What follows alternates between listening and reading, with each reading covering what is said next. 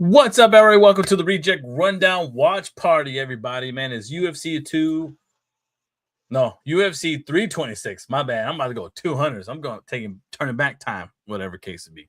But what's up? Thank y'all for joining me today, man. I'm going to join some UFC fight night. Of course, there's going to be some fun fights we're going to tune in and watch, man. BMF belt is on the line between Holloway and Oliveira, as you see there.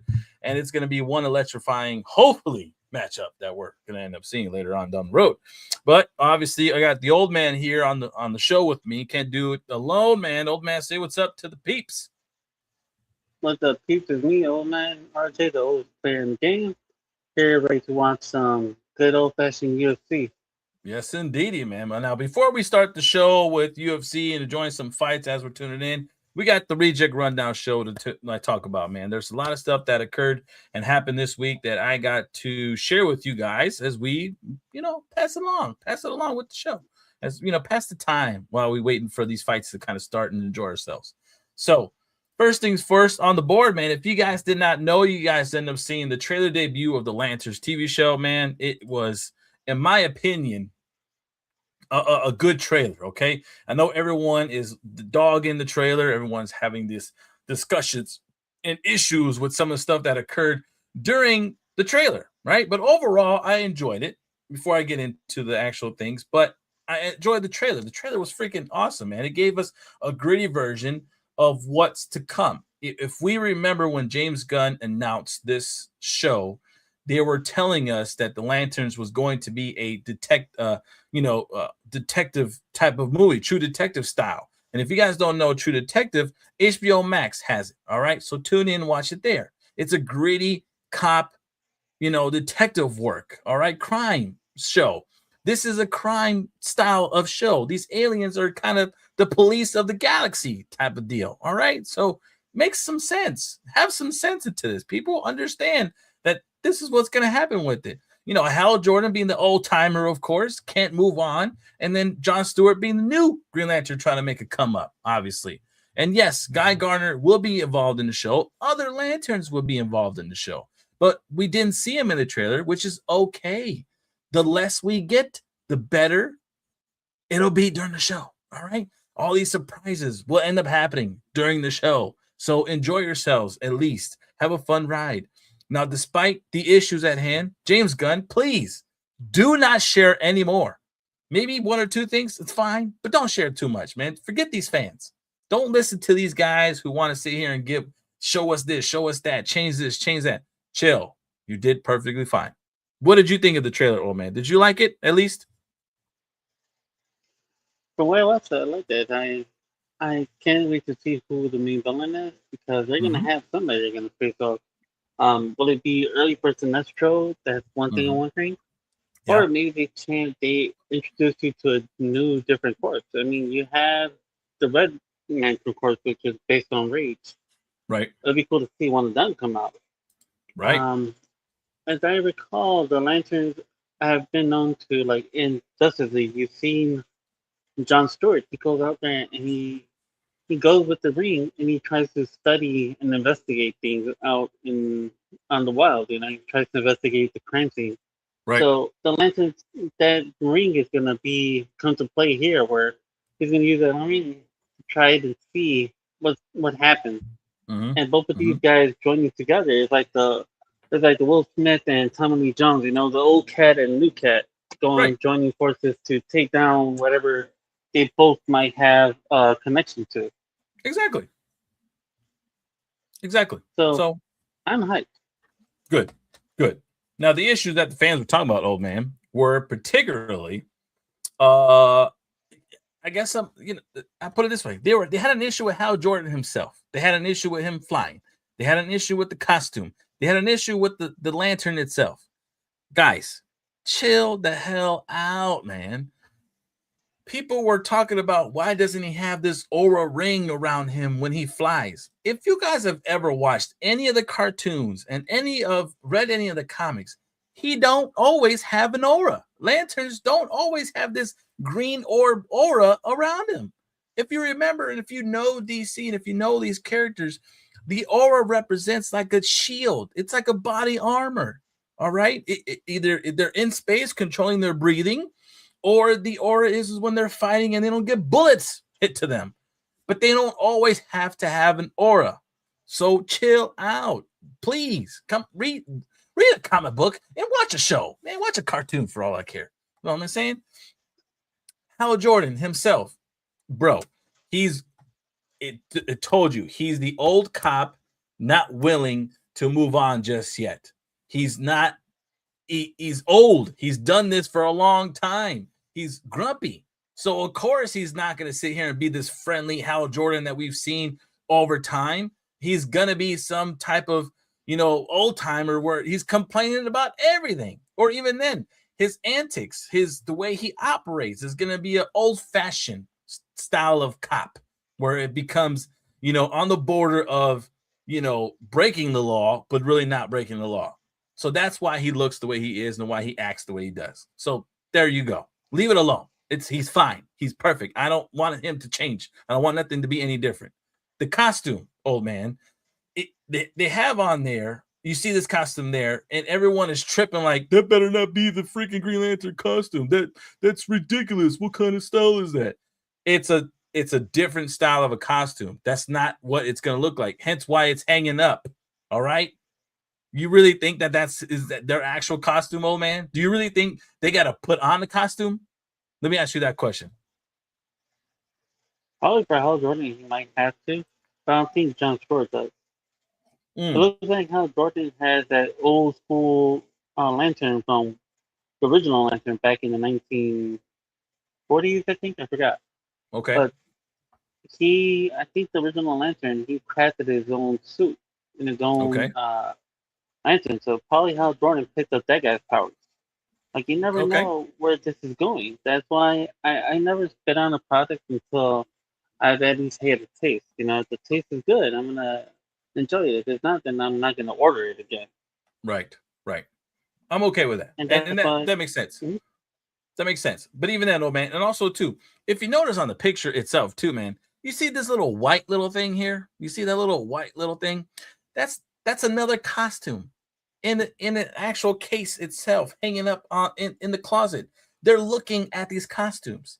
There's another one. So what tells me is that that's not the only one. That's just one of. So please, guys, don't overreact when watching these trailers. Just sit back and enjoy the ride until you see the show, and then give us your critiques. All right? This is just my CGI. Hey, I'm not mad if it will be CGI, old man, because let's be honest. What did freaking Zack Snyder do with CGI in his freaking what's it called? What the damn thing is, man? The freak car. No. When you put your cars in, it's in the what? In the house. Driveway. Garage. Thank you. Oh my god. Having a brain fart, man. Yes. Zack Snyder did a whole little skit of the Green Lantern in his garage. So that was CGI. And that looked badass, right? So come on, guys, please. And I'll give Zack Snyder credit on one thing, man. Of course, his storytelling sucks. Like how to get you from point A to B and all that. Correct. But he's good when it comes to action. He's good. I ain't gonna lie. The fight scenes are crazy. Yep. But his visual effects are one of the best I've ever seen. Agreed. That's why I'm like, if I was them, I'll still try to bring Zack Snyder to film something. Even if he's not doing DC, give him a movie or a show that he could film that had that type of visual effects. Imagine Zack Snyder giving Lobo. Lobo is Zack Snyder's territory because Zack Snyder is a little gritty. So if you give him Lobo, imagine what he could do with that film. I agree with you. That'd be a good combination if they were to compare up together. I think that he's bread and butter for that one. Yep. And he's already worked with Jason Momoa, so he knows how to work with them, how to exchange with them. Agreed. Exactly what I agree with you on that one too. So come on, people. Come on. Just chill out. But overall, I know you fans have issues with the Green Lantern series, and these are probably the major things that you kept bringing up, and I see a bunch of this all over social media. At this point right now, I do not. I don't have these concerns. All I have is nothing but high hopes.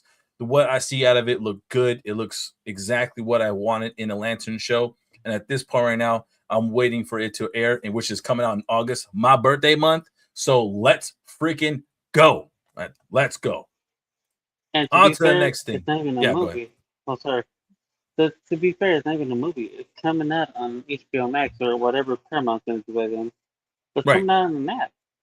So all you have to pay is a one-time payment per month to watch this show. And I bet you any money is, I hope all of it comes on at once. I hope, we don't get no weekly thing. Let it come on at once.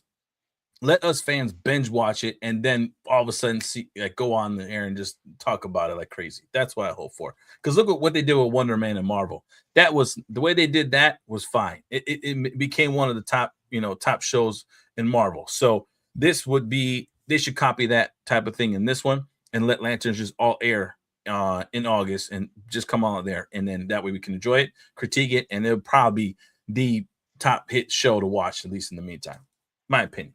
I kind of like it goes one time at one show or two at a time because of the suspense of waiting for the next episode to finally come out. Okay, that's fine. Kind of like how we were when we were kids and watching Power Rangers, and Green Lantern was Molly swapping all of them.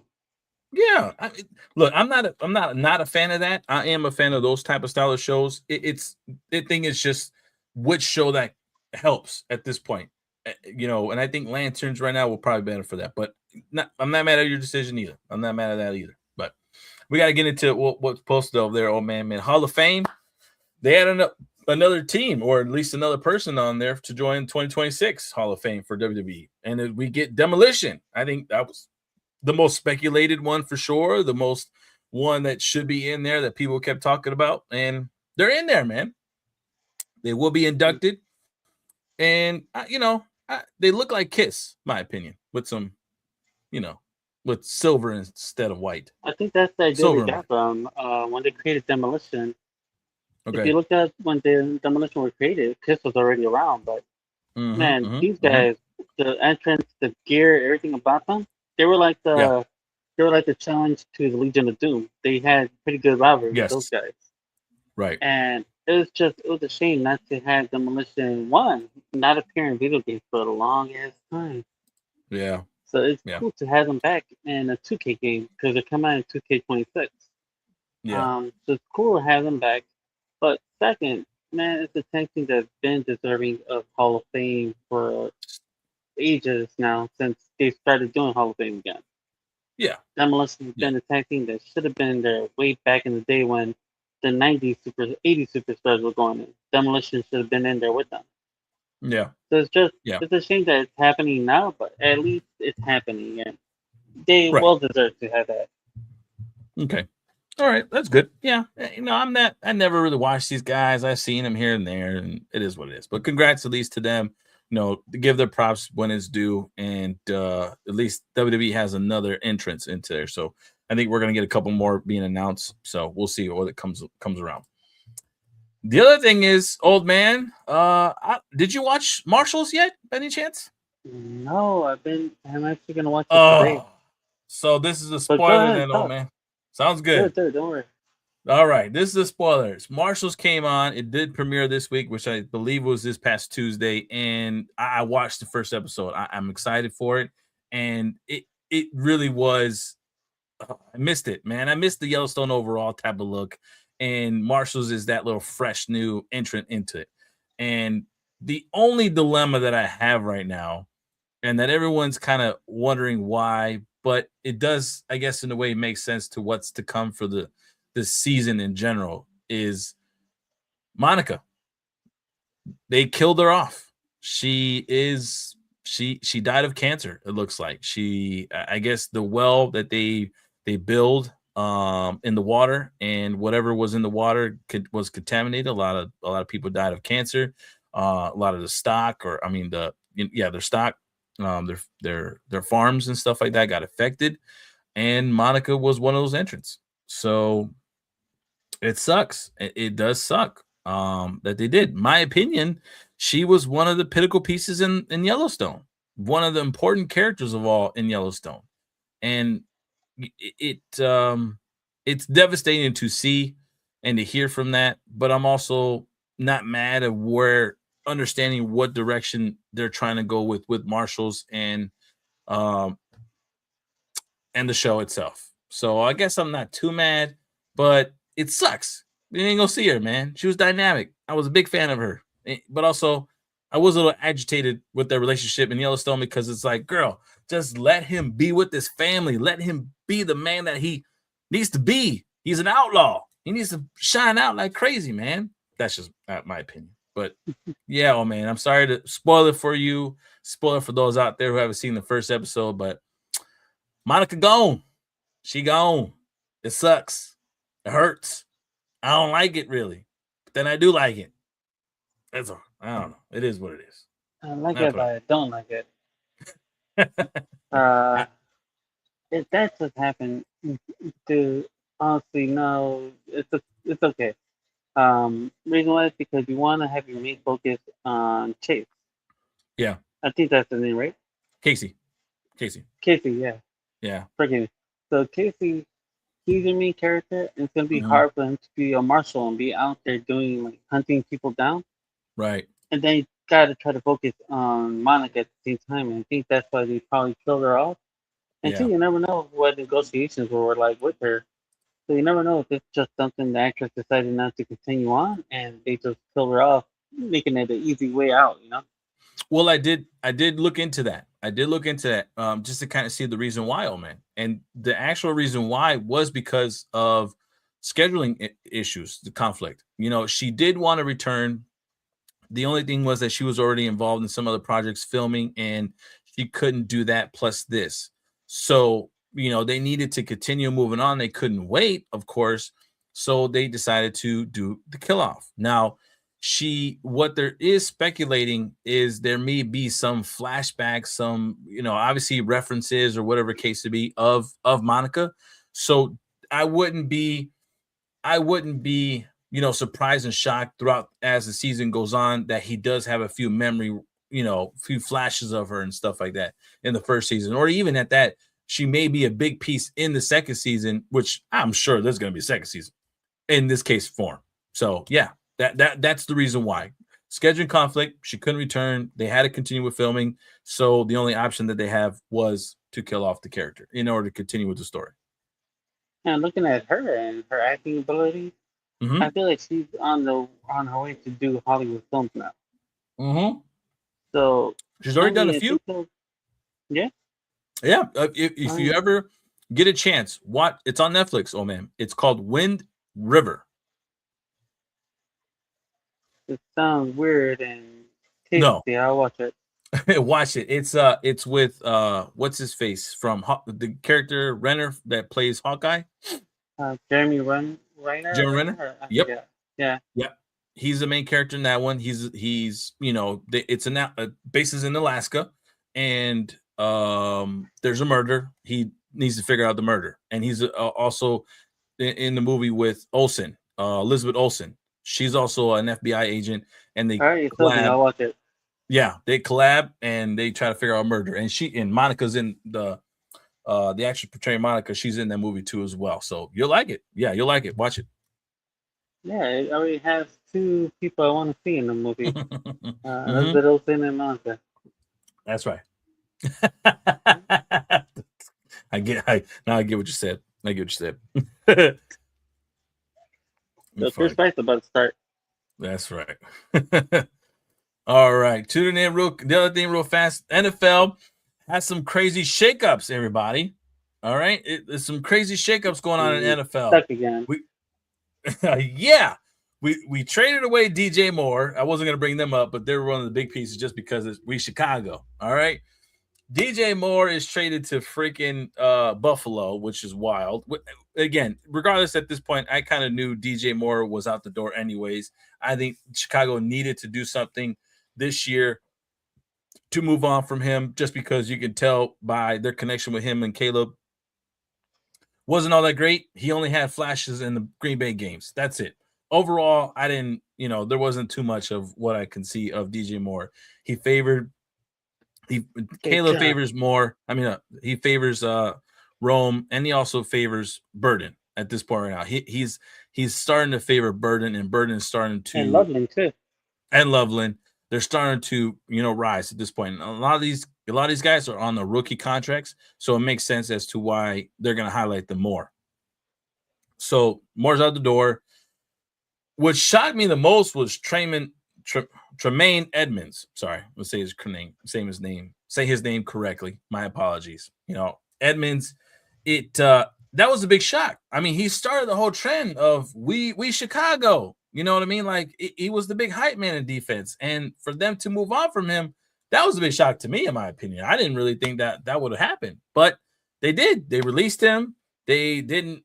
They were asking for trades, but I guess the market wasn't what it needed to be, so they let Tremaine, search the market, and I'm sure he'll get some. I'm sure he'll land on a solid team. I'm sure he will. He's a ball hawk.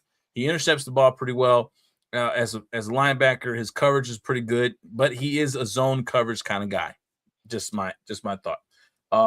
The other big shocker to me was quarterback, Kyler Murphy. Arizona and them have ever since his rookie year, they've had some weird type of issues. The rumors of him playing Call of Duty more than he does anything else has been a so-called effect of his gameplay. So I guess that's the thing. And I don't know where he'll end up, but he's gone. The other thing was New England drops Stephon Diggs, which then again, he's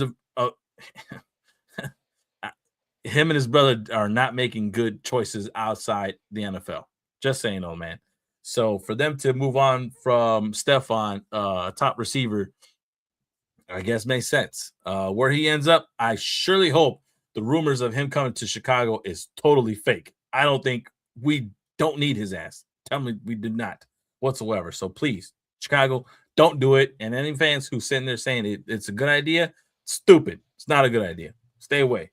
But the big thing was Friday that happened yesterday, man. Last night was the fact that Crosby was traded to Buffalo for 2 first-round picks. And everyone was speculating that he was going to come to Chicago. There was a lot of talk about that. That would have been the perfect matchup, but he doesn't end up in Chicago. He ends up somewhere else at this point. So I guess that's fine in my opinion. It's not that bad, to be honest. I really don't think it's that bad. It's okay just because of the fact that Las Vegas was asking a lot more than likely. They were definitely asking a lot. So it is what it is. And I'm okay with that, in my opinion. But we'll see. We'll see what happens. So let's get into it, man. The show is begun. UFC is out there. I had to refresh it since old man said there's a fight happening. So let me refresh a little bit here. Yeah, it's a pretty good. Watching the highlights, man. Yeah, man. First round knockout already. Dang. I think he knocked him down. I think the fighter himself weighs it off. No, he was out, bro. That boy dazed. He couldn't even guard himself. Yeah, he gone. Dazed and confused. Yeah, he gone. Look at Joe Rogan. Oh. Wow.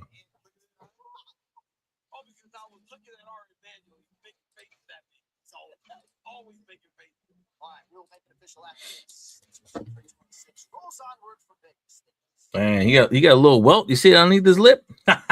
He got a little welt right on his lip.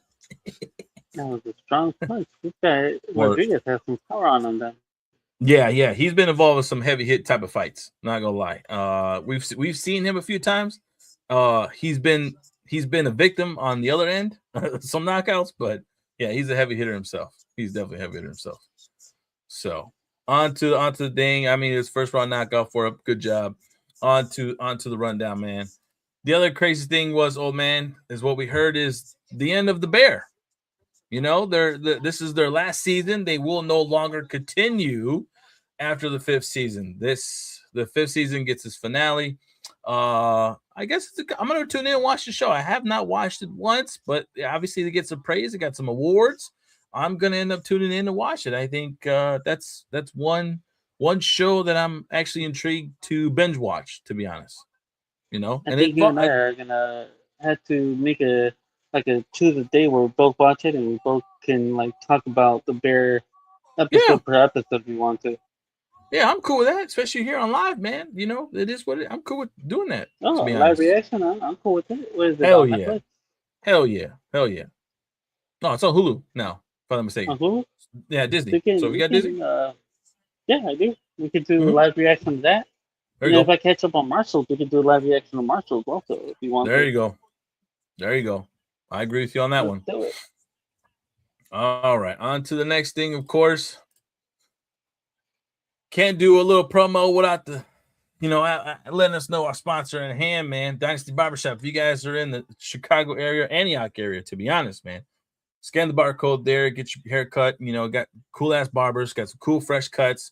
Not bad location to, go have some fun, play some pool, have some drinks. They do sell some, if anything. If you're a grown man, want to dabble in a little bit.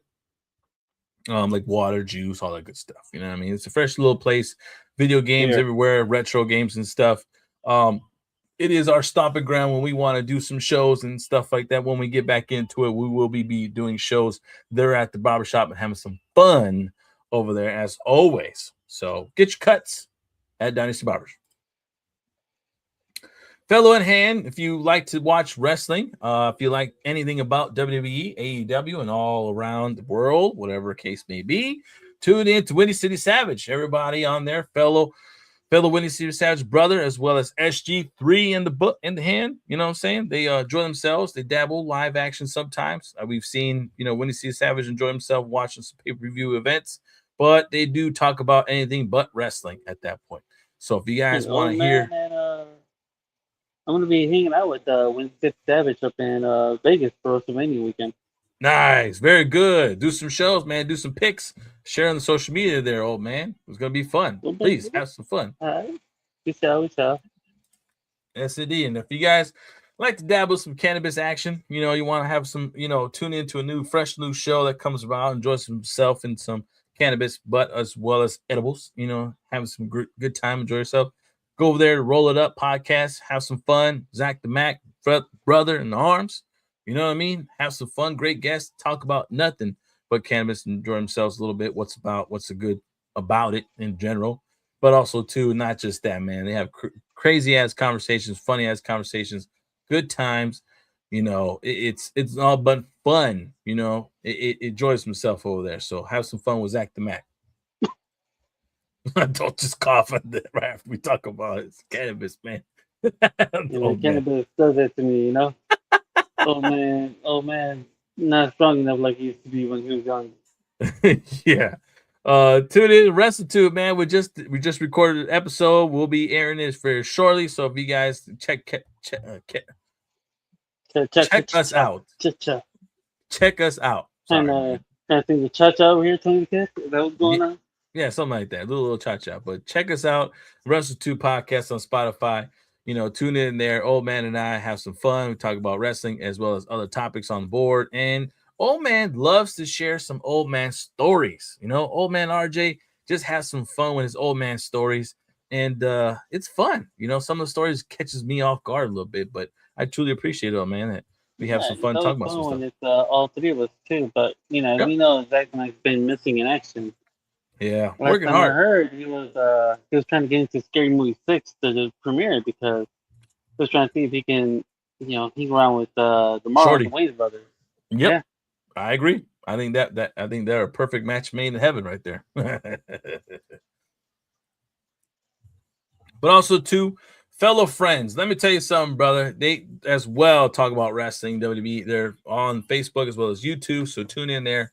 216 Studio Creations, man. They have some, crazy good shows. They're upcoming. They are friends of ours. We did, we had some collaborations in the past. And we definitely will be doing more collaborations for the future, man.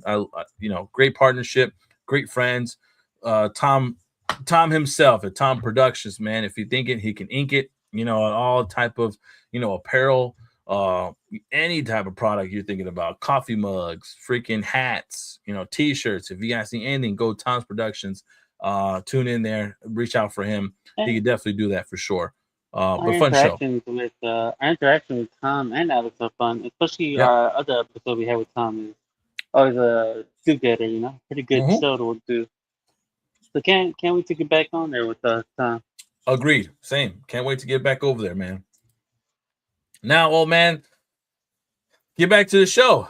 I know you're not really of a fan of these guys, but it's a big event. It's a big event. If you didn't know, now you know, man. There was BTS. announced. Cool. Yeah, BTS. Are you a fan of theirs? Not really. I'm more into the women's version of K-pop, but You talking about I Peak? know who they are. No, Peak, I like Peak. I'm more Red Velvet, Oh, Mamamoo. okay. I'm also into Sunny and Aespa. So I have my I dabble in the dark side a little bit. I like my woman. All right, She all right, idol.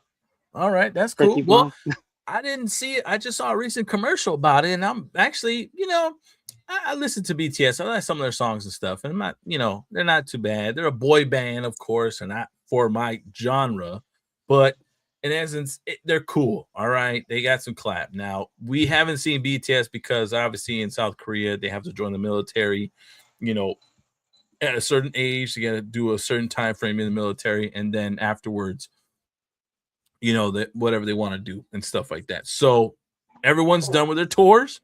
They are back together.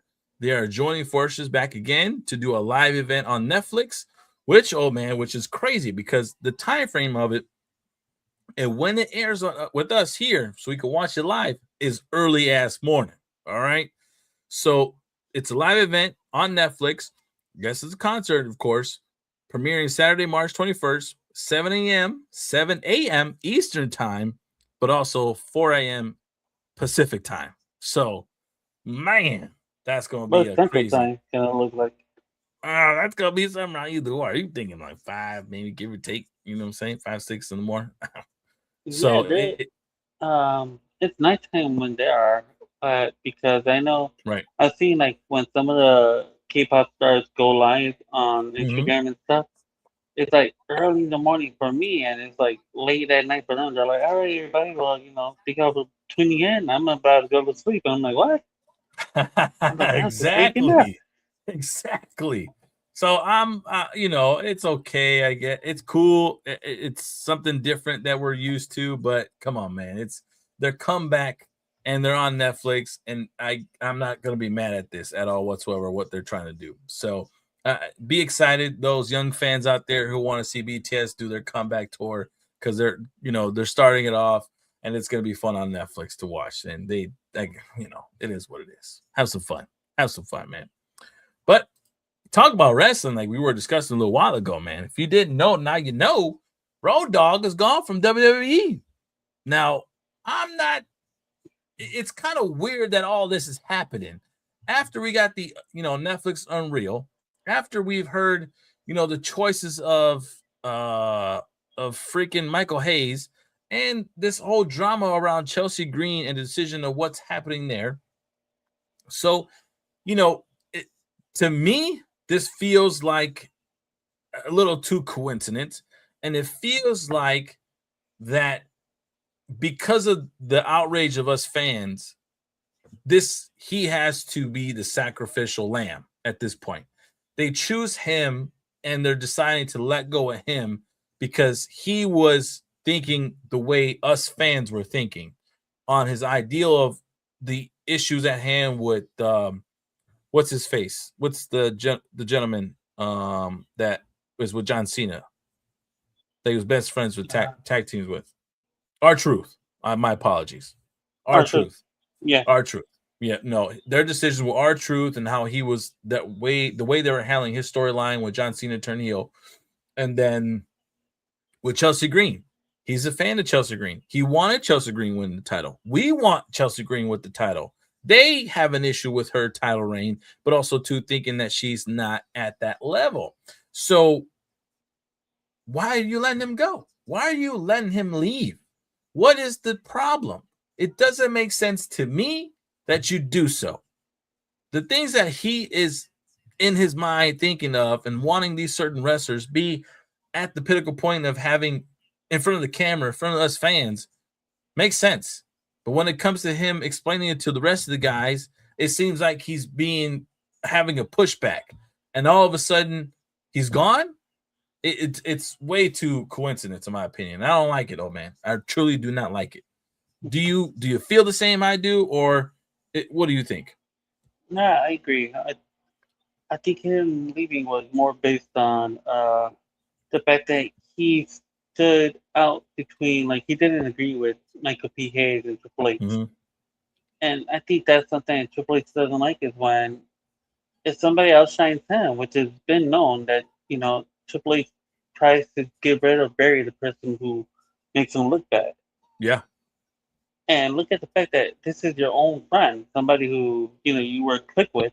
Yep. And your own friends out there doing the same thing as fans are saying, like, yep. the R-Truth storyline. Yep. R-Truth came out, they became Ron Cena. Yep. All this time, like, and then now that Cena's back, R-Truth should have kept going with the story of trying to convince Cena to be a good guy. He should have been getting beaten up by Cena time and time. That story should have kept going. Yep. And yeah, Cody should have beaten Cena, but it should have been R-Truth finally getting to Cena at the end. Right. With Cody winning, Yeah. So it bothers me to realize that here's a man who agreed with the fans, saw what the fans were saying, but when he went out to tell the fans, when he went out to tell WWE, hey, we could do better, WWE's like, no, sit down, just sit there, be Road Dogg, we got this. And it's like, no, you don't. You don't got it. Mm-hmm. Look at your ticket sales. You don't got it. Look at the fans' reactions for you. You don't got it. Right. So, yeah, I feel like I agree with you. They kicked him out because he was too good he was looking too good compared to them. And if you look at Michael P. Hayes, Hayes was mad even on the Undertaker podcast when Taker asked him about Chelsea. Hayes looked red and he looked like he didn't, like, why are you asking me this in front of everybody? Exactly. And trust me, Hayes cannot do nothing to Undertaker because Undertaker has a high name in the company. They'll fire Hayes before they fire Taker. Oh, for sure. That's for sure. That's for sure. So what they had to do, they had to shut one of them up, and, well, Road Dogg is the easy target for them. It's some BS, man. That's some BS. It really is. But imagine, whoever gets this man's creative mind, whoever gets this man to book for them, that company's going to prevail a lot. Yep, I agree. And, for Billy Gunn, him still being over there in AEW, I'm not going to be shocked if I see, Road Dogg over there in AEW having some fun. And it may not be right away. He'll probably wait and give us some time, of course, my opinion. But it sucks, man.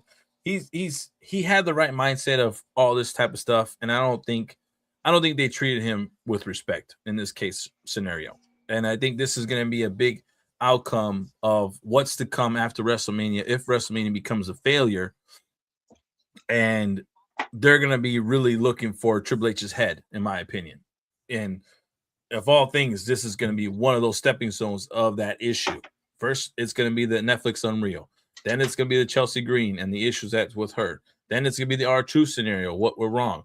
Now, all of a sudden, it's going to be what happened with Road Dogg. So I could definitely see it.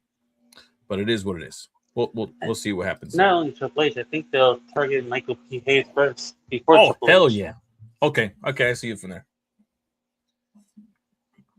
Because Hayes had a lot of good ideas. Like, he's the one that told me Foley, I think, during the Hunt Summit, he's the one that told Foley, hey, why don't you start off at the top instead of starting inside the cage? Yeah. So he had great ideas, but I think, like I said before, if you don't know how to book a woman wrestler, what are you doing trying to book them? You over here, the fan, like he over here said it. He's like, we gave you Daniel Bryan, and look what happened to him. And I'm like, well, yeah, you buried him as quick as you can. Exactly. It's not us. We didn't get bored. It's you did what you could to bore us with them. Mm-hmm. We gave you Kofi Kingston. I'm like, you did. And you did what you could to make us be bored of him, and worse. You fed him to Brock Lesnar in seconds and made him an afterthought. Exactly. And never put the title back on him again. Hell no. Which is ridiculous, in my opinion. So it just shows you that, they're out of touch. Yeah. Yeah, they're out of the time. They're out of time frame. Sometimes, like, it just tells you Father Time has his time for you. So, agreed, though, man. We still see. But Now, speaking of UFC, and we're talking about discussion over here, if you guys didn't see what's over there, but there is a war brewing between Dana White and Eddy Hearn. Now, we already knew they don't like each other. They just definitely don't have good feelings for each other. All right. Their comments on each other have not been very friendly of what happens between them and how they handle their fighters. So we got the first taste of this war when it came to Dana White all of a sudden striking a deal with signing of Conor Benn, all right, for the Zuffa boxing, the newly pronounced boxing event that will be coming up, and how I guess TKO is going to be collaborating on that on Paramount. So it was Eddy Hearn's agent. Obviously, they lost him. So now all of a sudden, Eddy Hearn goes after Tom Aspinall and signs him, who is currently the UFC's heavyweight champion, everybody. So for Eddy Hearn to go out there and get this guy, that takes some balls. But also, too, that is a big shot to Dana White, because from here on out, these two have to talk about any contract discussions, fight proposals, and all the good stuff. And let me tell you, I don't think these two are going to talk to each other. I really believe Dana's going to have someone talking to Eddy Hearn or someone. So at this point, it's not going to go well. This is only the beginning, and it's going to be rough, old man. It's going to be rough. What do you think about this? I didn't realize Tom Aspinall was the world champion in UFC. That's crazy. So I wonder, does that mean that Eddy Hearn gets to just negotiate Tom Aspinall's contract to a UFC fight? Yep, and he can negotiate the fight itself and who he's being proposed to fight. He can negotiate the pay of the fight. He could negotiate the actual overall status of it, like who's number, who gets more, who gets what. Also, to the media attention, all that good stuff, any of that nature. He gets to, be front center and make those choices and stuff like that. Or does Eddy Hearn create his own UFC style show and he starts hiring other UFC fighters, other MMA fighters? Well, that's the thing now.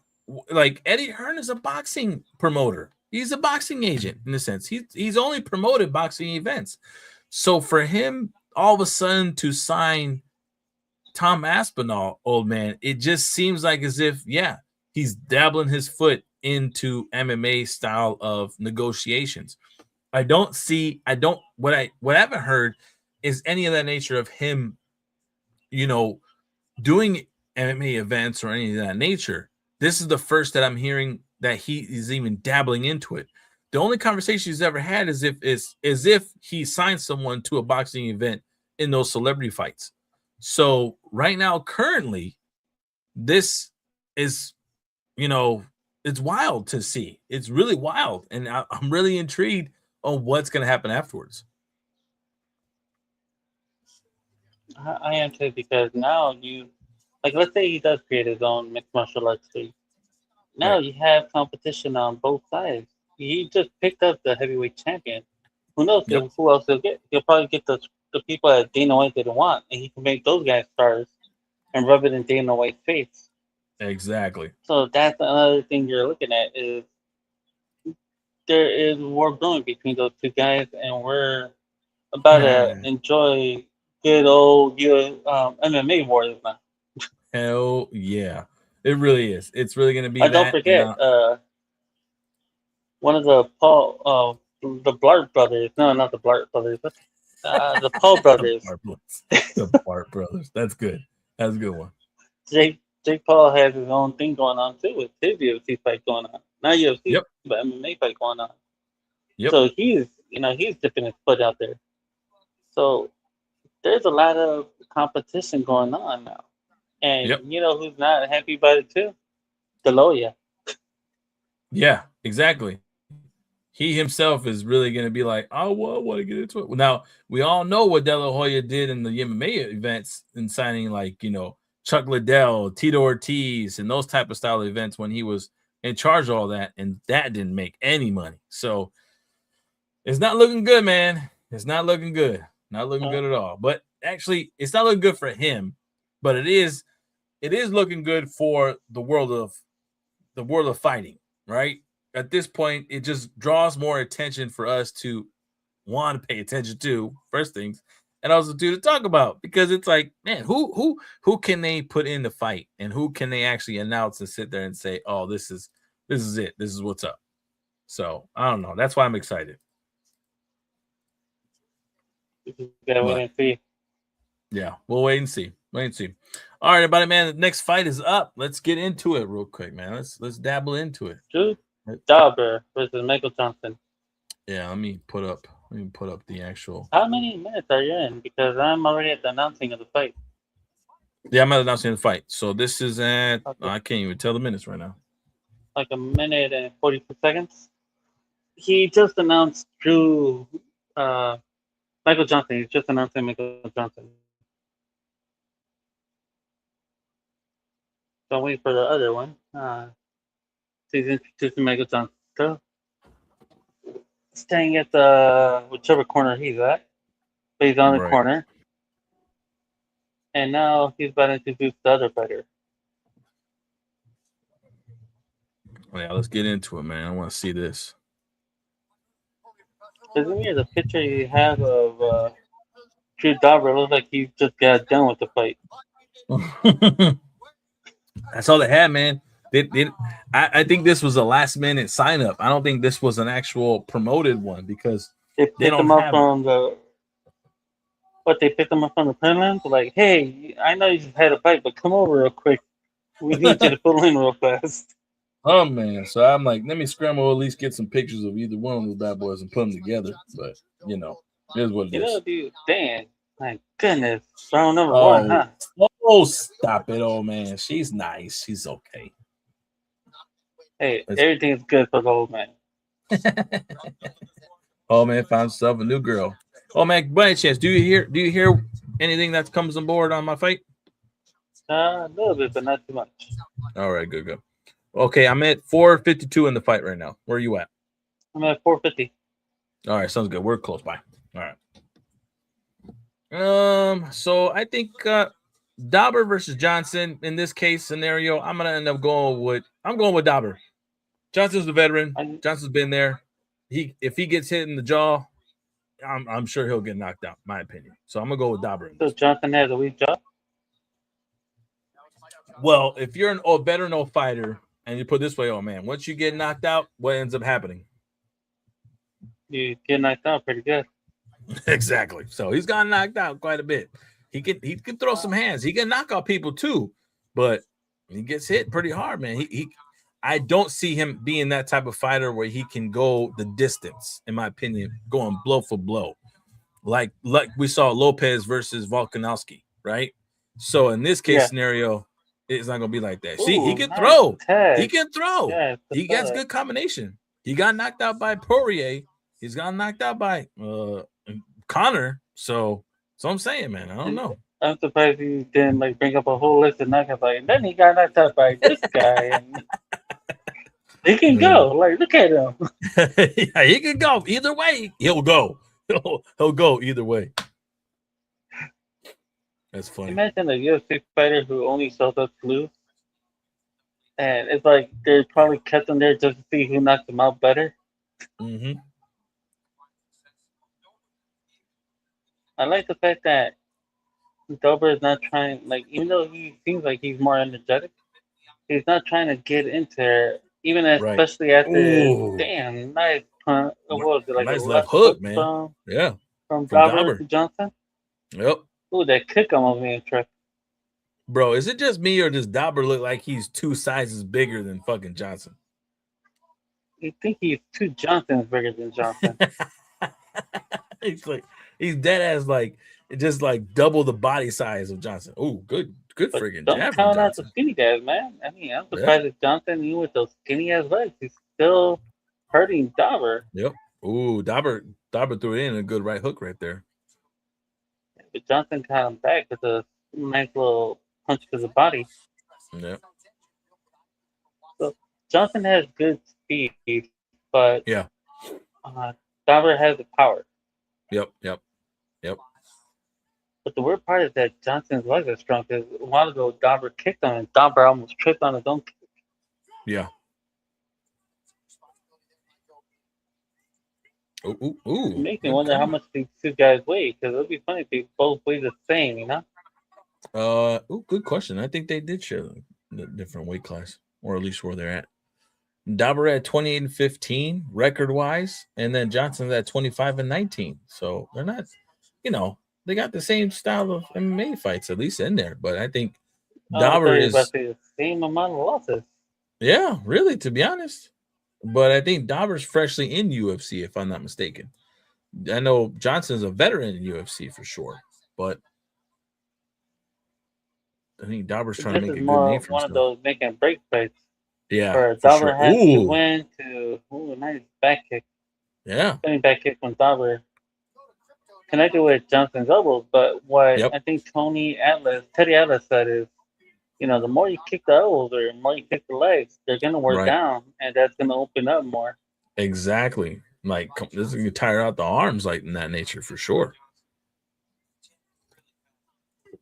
Ooh, Johnson went in quicker. Like you could tell Johnson's quicker for sure.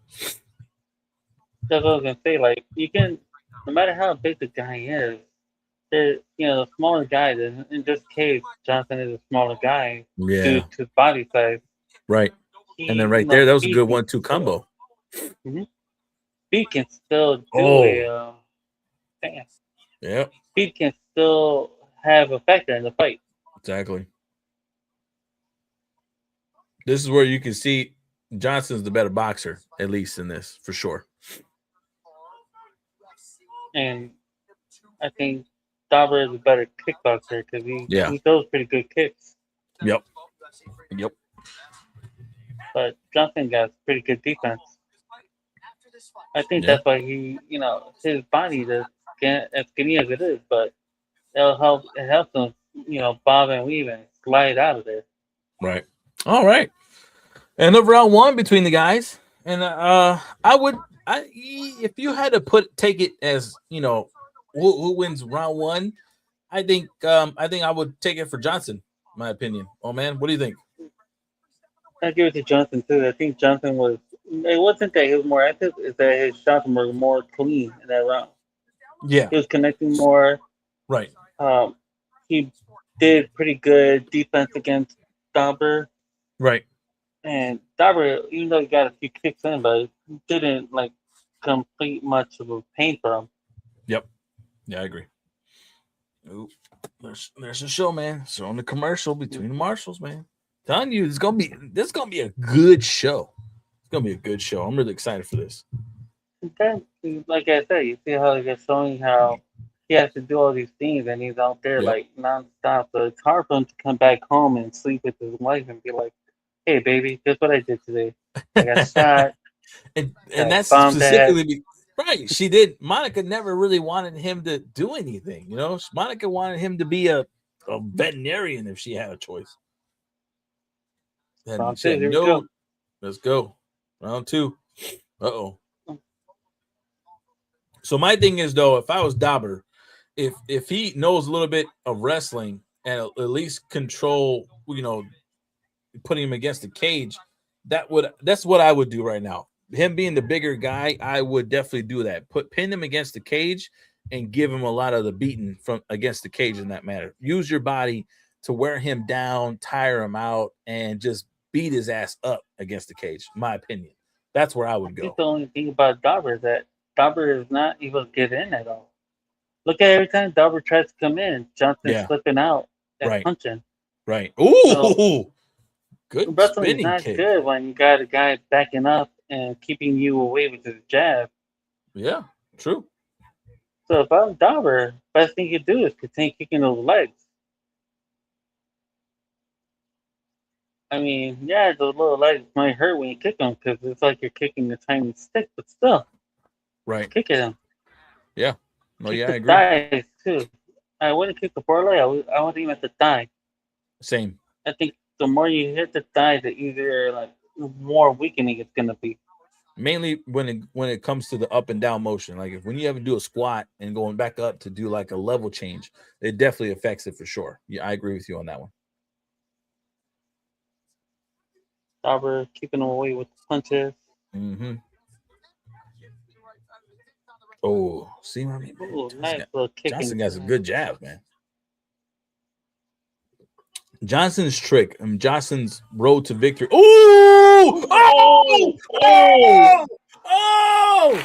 Never mind. Never mind. Wow. Whoa! Clever Dauber. Whoa! Dauber with the freaking knockout. That's his new nickname, man. I'm gonna call him Clobber Dauber because damn, he clobbed him pretty good. I'll call him Slobber Knocker, Ron. Let's go. Let's go. Let's go, Dauber, man. And he kicked him in the leg, I think, didn't he? Oh no, he pinked the kick and then caught him. Caught him. He took the hand down and caught him. What? And Johnson just. Yeah, look for the. Yeah, look. It's not there. Oh. Well, when it comes up, you gotta be near it. Jump punch. Bam! Oh. What? Oh, bro! One more explosion for Dauber, man. Stop the piece, man. Golly, that was crazy. Johnson. You know, it's funny when Johnson fell. He opened his eyes. I was like, he was trying to hug him. Like, hug me, man. Hug me real quick. Johnson's like, hug me, give me, hug me. Hey, catch me. Hold me, man. Catch. Man, hug me out real quick. That's wild. That's crazy.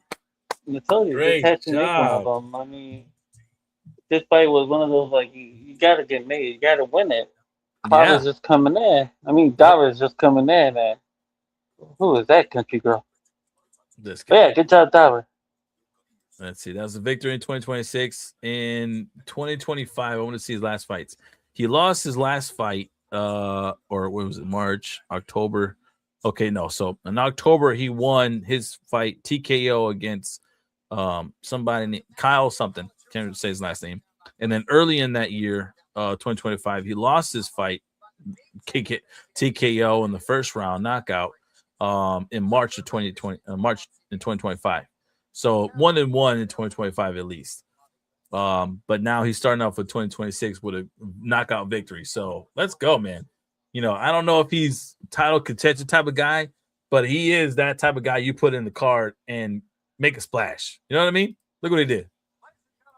Well, build him up. I mean, right now, he just knocked this guy out, put him in another fight, start building him up on the rankings. Mm-hmm. That was a nice knockout, dude. Man. One more time. Round 2 went to Dauber. Yep. Nope. Let me look at Johnson's record, man. Let me see what Johnson's talking about. Turn that down a little bit. Let's see what Johnson's about.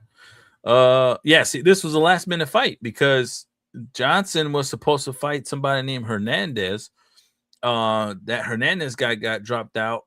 And then all of a sudden now they put in Dauber. So yeah, this you could tell this fight wasn't really ready for promotion. Now in 2025, though, Johnson did fight in 2025. He fought in July, won that decision. And then 2024, oh wow, he's been on a three fight victory at least. 2024, he won by decision early in 2024. Then in December of 2024, he won by TKO. And then lost in 2023 at least. But yeah. All right. He was on a 3-fight win streak. Now he gets knocked the hell out. So it is what it is. Oh yeah, he needed the 3-fight win streak to get knocked out once, you know. One time, man, got knocked the hell out, bro. That's crazy. That was a crazy fight. Good. I think that was a good match card. Because come on, Lily, we were just talking about like Dauber was he definitely lost the first round, in my opinion. He definitely lost. Yeah. Go ahead. Like he was getting like Johnson was using his speed, using that jab. He was like getting his 1-2 pretty good. Who's Mackenzie Dern? I've seen her or heard her before. What's up? Mackenzie Dern. Who's she? Like, she's a fighter, right? She is a fighter, yes. And if I'm not mistaken, she is a UFC fighter, to be honest. She's a welterweight type of contention. Okay. Yeah. There's a lot of Hollywood fans over there. Yep. Survivors. The people from the Survivor show. Johnson was connecting, but I think, then like always, when you slip, it's gonna catch you. Yep. What we got next? Font versus Rosas Jr. Oh, okay. Rosas Jr., man. Mexico's, child right there. He's coming up. Looks like he's going to be a middle card right now. That's not bad. Not bad. This young cat, man, I think he got it, though, man. I think this young cat's going to be a champion one day. I really do. I think he will be for sure. I hope he doesn't get knocked out, because if he do, I'm going to say, yeah, he does got it, Tony Kid. Got knocked out. That sucks, man. Why you got to do that like that? Why you got to do him like that? Sorry, I needed a moment. Oh, man, RJ. Right. They're showing a commercial CFC. They also have a spin-off for Yellowstone. They're going to do a spin-off with Blake and that one chick. Or Blake. Bobby and that one chick. Whatever his name is. Oh, you're talking about Roy. Yeah, Roy and what's her face? Can't remember her name. Beth. Thank you. Yes. Good job. Is it Roy? It is Roy.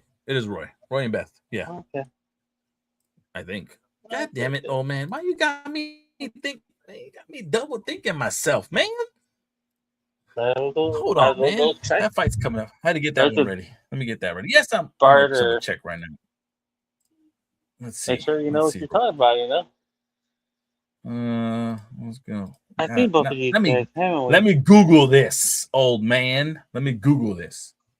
Why can that be Bart, Roy, or Yellowstone? Kyle. Casp. Yes, Beth, and it's Rip. Who? Damn. You got me all discombobulated, man. It's Beth and Rip. R.I.P. Rip Wheeler. All right. Okay. It's crazy. There. Good job. You remember his name? See? Yeah, I remember his name. Now you want me? Now I'm gonna sit there and binge watch freaking Yellowstone for the 4th time. Okay, I'm gonna rewatch this month. I really do. Just to remember his name. Yeah. It sucks though, man. I gotta rewatch the series, but I don't want to rewatch the last season. I don't want to see it, man. I don't want to see at least the second part, right? Is the second part of the last season? Yeah. When I think it was part of the first. It was part of the second part that just started off with John Duncan dying. Yeah. With Costner, man. Dude, you know how badass the show is with Kevin Costner? Oh my god. It throws me off. I think they ended it so damn soon, man. They were like, nah, we gotta close it here. We got nothing no more. It sucks. Without Kevin Costner, that show cannot continue move forward. Yes, you're doing pretty good with this whole Marshalls thing, but come on. If you would have really changed it up a little bit and did something different, like let's say, Costner, John Dutton does collab with the tribe and put the Yellowstone in that type of mix of financially set off, and then you still end the seasons, fine. And then all of a sudden, now you begin the spin-offs. Now you expand the universe, and you do the Marshalls. You do the whole thing of Rip and Beth having their own thing going on in Texas. And who do they bring up? And who do they bring in connection to help them out? You bring freaking John Dutton to help him out. You bring him in, do a crossover. Come on over to see his son Casey and the Marshalls. You bring him on over to have a couple episodes with him and Beth and Rip in the freaking whatever show they're gonna call it. You know what I mean? You do that, but no. Well, it is what it is. What's your thought on that? I don't think they would have had spinoffs if John Duncan would have kept living. I think they would have just kept going with the show. Yeah. I think that's why they Wow. created spin-offs because they had no. I think they created spin-offs because one, they had nowhere to go after John Duncan's death. Gotcha. Two, that was apparently that was the whole. That was supposed to be the whole entire. How do you say it? The ideal of story. It was supposed to end with John Duncan dying anyway. So even then, like whoever wrote this, I think that's why Constantine was like, "Let me get out before it's too late." I rather, I don't like the fact that y'all want to kill me so soon when we can keep doing more episodes, more shows. Right, bro. Real quick, breaking news when it comes to the White House card. Dana and them are just announcing it. Topuria versus Gaethje. And then now, Alex Poirier versus Cyril Gane. And the White House. And this fight, Poirier versus Cyril, are fighting for the interim heavyweight UFC champion. Yeah, because their heavyweight champion is leaving. And Aspinall. And he's out right now. Bro. And the other heavyweight is champion crazy. And the real heavyweight champion, he's already retired, I think, or not fighting no more. Who knows, man? What we found out early in the day is that one of the fights that's on the White House card they had to cut it. Somehow it didn't fall through. It got canceled. So now all of a sudden we don't know what that fight will be, which I think they'll probably get the speculations moving forward after today. But these two fights announced for the White House card, that is crazy. There's 6 fights, according to what Dana was saying.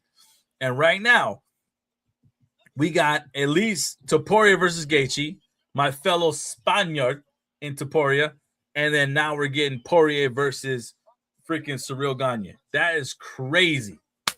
Good job. Alex Pereira? Huh? Alex Pereira? Yeah, what did I say? Poirier? Damn it! Son of a bitch. I get the blue. I know, my bad. I'm sorry. That's my bad. My bad. Hyping this guy all your life and still can't pronounce his name. Tony the Butcher, man. I can't pronounce names, man. I'm illiterate. Leave me alone. I'm illiterate. I can't help myself. Who told you anything before Tony K? It should have been Tony the Butcher from the get-go. From the get-go. Tony the illiterate. That's how you should put it as. Tony the illiterate, man. But then again, I'll be like, hey, man, don't be making fun of my challenges, my educational challenges, and like, man, be making fun of me. You know, I could have done that. Yeah. Or Tony No Name because you get every name wrong. No name right. No name right. That's good. That's a good one. But we'll see, man. We'll see. Those 2 fights, though, old man. I think those 2 fights for the White House card are good. But I'm not gonna lie. That is a good. Those 2 fights are good to start right now, currently, especially with Alex now wanting to dabble in the heavyweight division. So let's be honest, old man. If Alex beats Cyril as a heavyweight and gets the interim title, more than likely at that point, John Jones is going to want to step in the mix and say, well, let me have my final match and let me have it with Alex. My opinion. But if that falls through, now you have Tom Aspinall versus Alex for the undisputed heavyweight championship, in which, in my opinion, would still be a pretty crazy fight because these 2 guys got hands. So I'm okay with where this is going in this year alone, because more than likely after this fight, we're only in March, old man. If that fight ends up happening, we probably get that fight in December, ideally. And it'll be time frame of either it be John Jones or will it be Tom Aspinall? I'm still excited. What do you think? At least on that fight. If Pereira wins, if Pereira knocks this guy out, which it looks like he's capable because I don't even know who the other guy is. So it looks like they gave him an easy knockout win of a fighter. So Pereira's gonna win. It's easy enough to know that they're doing this so that Pereira could become world heavyweight champion. Mm-hmm. And then you can put the money on trying to make a fight between either Tom Aspinall, which now you got to negotiate with his contract owner, you know, or he Exactly. could talk to John Bones Jones. And no matter how strong Pereira is, no matter how hard Pereira hits, Bones is gonna walk over him like a lion walking over a mouse. Okay. Because the one thing and one thing only, Pereira is slow when it comes to movement. Yeah. He doesn't have no wrestling takedown ability. We've Yeah. seen that already. And even though he hits hard, John Bones Jones is gonna explode something out of it. And I feel like John Bones Jones will beat him. So I Yeah. feel like your best bet is trying to get Tom Aspinall to fight him and not Jones. Yeah. Yep. Okay. All right. We'll see how it goes, man. I don't know. Now we also had Topuria versus Gaethje. That fight in general that was announced, which I'm assuming that's going to be the main event because Topuria is Boxing is gonna be on Paramount. What's up? Super Boxing, they're actually gonna have that on Paramount. No, it is Paramount. Yeah, because it's controlled by TKO Sports. Oh, cool! I get to watch Super Boxing for free. Which then tells me, bro, I'm just saying. I think anything TKO should be on Paramount. So that just means, in my opinion, though, man, I think ESPN should go ahead and cut ties with WWE and now say, all right, WWE, you guys go ahead, go over to Paramount. My opinion. Just saying. But that's my thing. Now, what I was discussing of a minute ago was the whole Topuria versus Gaethje fight. They've already been talking to each other on social media. They've already been trash talking, saying you're next, blah, blah, blah, whatever. And it's fine. But dog, Topuria is none to play with. Gaethje, yes, he does got hands. But we were sitting here watching that fight. And I can see in that last fight that Gaethje had, he looked old. He looked tired. He looked beat up.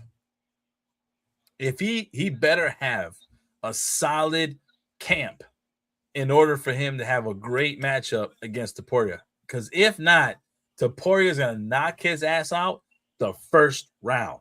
Just telling you. Just freaking saying it. Call it right now. My fellow Spaniard is going to knock his ass out the first fight. The first round, my opinion. Do you agree or do you disagree? I never watched Topuria fight that much. Or if I have, I probably forgot. But if you think that he can knock him out, might as well call it and say. Especially because Gaethje did look slow, but no matter how slow you are, if that power is there, the power can still connect. I agree. You can probably see a knockout. Remember, George Foreman was almost 100 years old when he knocked out Michael Moore.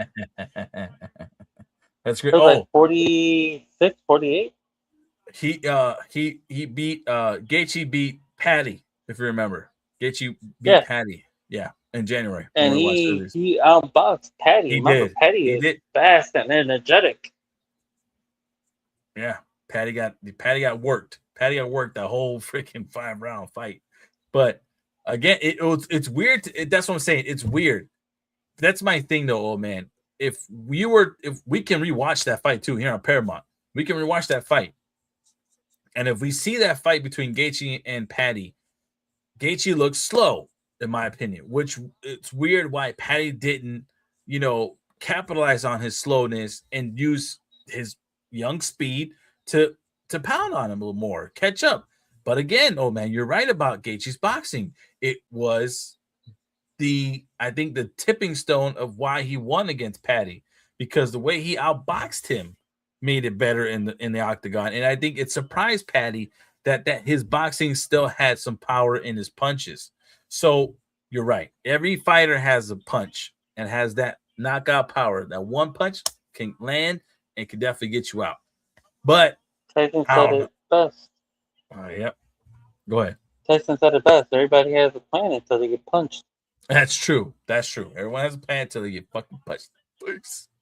So it's weird, and man. The thing is that Patty's a baddie. He was fighting. He was doing a good job. Yeah. But he decided to exchange with them, and that's when things just went wrong. Yeah. So that's why I feel like we're gonna watch a pretty good main event. But yeah, I agree. anything could happen. I know. That's what I'm excited for. I'm excited. Oh my god. Yes, oh god. God. Oh, but speaking about Kevin Costner, now we're in commercial. Apparently Oh, Kevin sorry. Costner is gonna have a show of his own too. Is he? Yeah, look at What? it. Let's see, Kevin. I think it's gonna be like Civil War times. Which reminds me, I gotta watch his show watch his movie that he just made by himself, The Horizon. I gotta watch that. Yeah. Wait, he's supposed to make a part 2 of that. Actually, this was chapter 1 that he did. It didn't do so good at the movie theater, but I think it did good well, on streaming. Bruh, it did phenomenal streaming, but it didn't good. It didn't do good in theaters because, come on now. Nobody You know goes why? to theaters no more. One, that's one. Secondly, he had a big riff with the creator of Yellowstone, so obviously it wasn't going to give him any type of props. And then the whole issue with the whole issue that he had with his wife probably didn't make it any better. So that's why it was a bad timing for that. Chapter 2 should be coming up, but let's see. I'm gonna look it up. Kevin Costner new series. Okay. Here we go. Costner's latest major television projects in 2026 include historical documentary series Costner's The West on the history of Channel and the Civil War era limited series The Grey House, which began streaming on Prime Video on February 26th. He also has a new project called United planned for 2026. Okay, so United is coming up. The Grey House is already on Prime Video, which now that I know that, I'm going to tune in to watch that. You're the only one. I thought it wasn't even out yet. I'm going to go check it out myself. I want to see what it's about. But you need to have it on. Damn. What? Thank you, round one. Get off the camera. Stand right here. Yeah. Secondly, bring up the device, please. And that way we can have the device plus this connected. Otherwise, it's not going to work. Well, up here. And then all right. Round one of who's this? Font? Who has the last name of Font? The owners of the Font. Well, I guess the people who created the font wording thing, Like, what is your font? And that's them right there, Yeah, this needs to be on, guys. Which font do you choose? Right. Well, now, probably because the font name needs money because they must have sold the rights to the word font. That's why Font is fighting. Mm-hmm. Or, just like reality, he might be a font that's not even part of the font fortune, Right. He has to font his way into the fight. He has to choose a style. He has to choose Time Roman's numeral, Come on, guys. Thank you. Yeah. It's weird. I don't know. Who do you got? I got Rosas Jr., man. That's our Mexico collab, man. That's Mexico at hands at its best right there. So, brother in arms, we're going. I'm going to go against Mexico. I would have to go with Mexico, too. I got to go with Rosas Jr. because that's Mexican. Rosas Jr. But Font is tagging him. He's like, here's an Ariel. Here's a common sense. Oh, he's trying to swing. He had to, all these different types of styles of punching, He has like a little capoeira type. That's what it feels like, doesn't it? Yeah, the way he moves. Right. Not just me then. All right, cool. No, you're not the only one. I've been looking at it. It's like a caddish, not even caddish. But something like that. It's like an animal hunting type. When they move and slowly they stalk their prey. But one, I don't know how strong this guy is compared to Rosas. Same. But Rosas doesn't want to exchange, so he probably does have some good hands and all that. Yeah, look at that. Yep. Not bad, dude. He got that it's kind of like a mixture of Mike Tyson and Capoeira.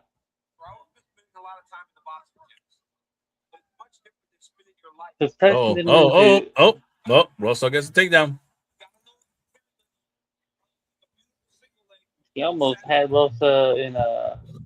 He almost had Rosa in a like headlock and he was taking him down. Mm-hmm. Oh, he's got the arm bar. He's got the arm. Oh shit! He's looking for submission. He's looking for submission. He's definitely get that arm. He's trying to get that arm. Oh no! And a minute and 50 seconds left in that round, dude. All right, you gotta let go. Let him up. There you go. There you go. There you go. Slam him. Oh, dude, that's the one thing I miss. I miss the one. That's the one thing I miss about wrestling. Once you get behind your opponent and you have your arms locked in around your waist. I don't know about all that, man. Why you gotta say that, man? Why you gotta ruin this? Why you gotta ruin it? I was just setting it up for a freaking phenomenal thing. Now you went the whole sideways on, man. Like, oh my god, you went ruining, man. I'm talking about the Charles Barkley thing, you know? No, you ruined it, man. No, when you get the guy like that and you lock your arms in right there and you sit there and turn sideways and up. Him and you slam him down. All right, jeez. You slam him pretty good, don't you? You do basically that ankle slam, you son of a bitch. Damn. Damn, man, you ruined it, old man. You fucked it all up. You went through. Oh. Damn, must be getting old, man. I had a cough after my laugh. I'm like, damn, never coughed after my laugh before. But yeah, good wrestling stuff, man. Good talk. Yeah, good talk. Is damn guy. Oh man. Hopefully, they don't have no wrestling coaches out here like, how dare you talk about wrestling like that? Oh, some real, man. You can't do that, man. You can't talk about wrestling like that, man. That was this the best guy part. has him like in a front headlock, nearly like almost giving him the nucky or whatever it's called. Where you're like, grab his, put your knuckles on his head and be like, here you go. Yeah, I don't know what that dude. The thing that's helping Rosa's out is his takedowns are helping him score points. Mm-hmm.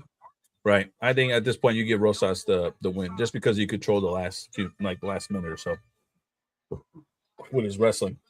So Rosas took that first round. Because it seems like I forget the guy's name. Font doesn't seem to have a wording for how to block Rosa's movement, you know? Right. I guess he didn't add all the words to the dictionary like he should have in that cage. Yeah. So here's the deal, man. What we know of this guy, Rosas, with Font. In 2025, his fight record was 1-1. But in both fights, old man, he took those fights to decision. So he's a boring fighter. I don't know if he got some knockout power. In 2024, his fight was in decision, all 4 rounds. 2023 in decision, and this. Oh my God, both fights were decision. And again, he lost in 2023. He lost both of those. Oh my God, we're in for a decision type of fight. Oh man. Please, I'm rooting for Rosas to knock him out. Because Rosas has to get in. I think that's the thing. It's hard to try to get in against this guy because of the movement he has. It's like I'm coming into the left. No, I'm coming in with the right. And if you look at Rosas, he doesn't know what punch he's throwing. Mm-hmm. See? But let's see this. In 2025, Rosas, bro, went decision in his fight. And then 2024, Rosas went decision and submission, actually. So either we're getting a submission or we're getting a decision. We'll put it this way.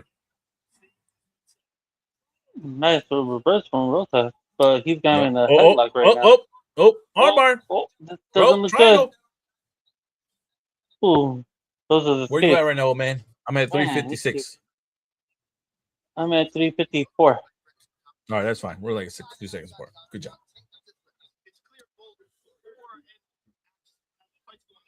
He's like rubbing his elbow on his forehead. Good. That used to be my favorite part. Take some of this elbow grease. That's right. He's getting that elbow, and he's like, drive it in there, man. Drive that elbow up in there.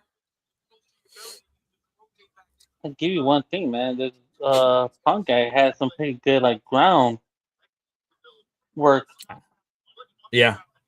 His ground game seems to be what's keeping him in play right now. If I was Rosa, what I would do is take down and try to get away and just keep trying to take him down because this guy is dangerous. Yeah, but I already don't like this fight, man. I already don't like this fight, man. And the reason why I don't like this fight, and based on alone of what I've seen in their fight record in the last few fights that these guys have both had, we're in for a decision or we're in for a freaking submission. Well, submission, if we get a submission, I'm okay with. But if we're in for a decision, bro, this is going to be boring, man. It's going to be a boring ass 15-minute fight, at least. I don't know. Let's do better. Come on. 2 minutes and 24 seconds. And I don't know what he's trying to do over there. He's like leapfrogging on him. I don't even think he knows what he's doing. He's like, what did I do here? No, okay. Oh damn, back into my arm again. Oh shit. You're here again. I thought I sprawled and moved you out of my position. Damn, we're back in this spot again. I don't like it. I don't like this fight, old man. I'm already bored. You never know, man. You might just pick him up and slam him. Oh, okay, never mind. What about now? Pick him up and slam him. No? All right, cool. All right, never mind. Oh. He's got the you almost had him. Dang, he tackled him. Yeah, he did. He's like, hold up, man. I'm not done with you yet. Oh, shit. Powerbomb. He's getting the powerbomb. Oh, I thought he got the powerbomb. I don't think he's strong enough for it, man. Well. Yeah, that the other dude's slippery and sloppery. Slippery sloppery. Yeah, he's slippery sloppery on it. Oh, you got the arm bar. Actually, he's working it. Font, that's it. All Font needs to do is get the hip in there. Pull that arm out, get it behind Rosa's back. But Rosa's ain't laying. If you look at Rosa's legs, they're connected to Font's. See how he's holding on to Font's leg with both of his. Yep. Oh no. Let's see. There you go. Moved out of it. So I think what Rosa is trying to do is just maintain ground position, score points on each round. So we're gonna probably have 3 rounds only? It's 3 rounds. Yeah, because it's not. Okay, so it's almost over. 3 5-minute rounds. Three 5-minute rounds. That's what I'm saying. 15 minutes. But I'm like, come on, bro. Come on. 15 minutes of this. At least he threw a punch finally. There's another one. Okay. He's punching. I guess. Let's see. Font's driving his elbow to his face, but it ain't doing nothing. So, in my opinion, right now, you're gonna have to give the round to Rosas because he had top control at this point. If you know wrestling, top control is where you at, and that's all freaking Rosas did. He had top control throughout this whole match right now, or at least round 2. Not just that, but I think even UFC 2, if you have control, that counts on you. I mean, no matter how many times old dude tried to get him in the arm lock and everything, those just kept powering out and just kept them in position. So I think it's gonna be Rosas. If they give it to the other guy, it'd be surprising. It'd be one of those BS calls.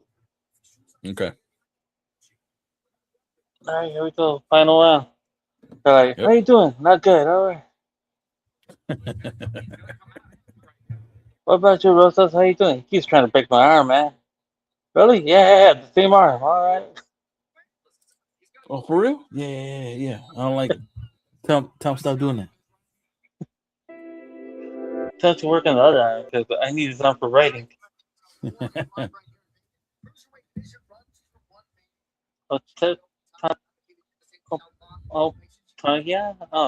what's his quantum? Tomorrow. Let's do boxing. Oh, okay. Damn, I didn't realize they're doing boxing on Sunday. Yep. Exhibition fights, at least. Can't keep entertainment going. Until you get like big names onto your card. Yep, that's for sure. Might as well hire Anderson Silva. If UFC, if Chicago, well, let's put it this way: if Soldier Field in general, the Bears can get that new stadium in Chicago or in Illinois hooked up and ready to roll, and if we see this big ass UFC event, right? You can ultimately see a bunch of the Chicago old timers be there. You can see Derrick Rose be there. You can see freaking Caleb Williams be there. You can the new timers, Joe Keem, man. You can see a bunch of old timers in there in Chicago. That's gonna be fun.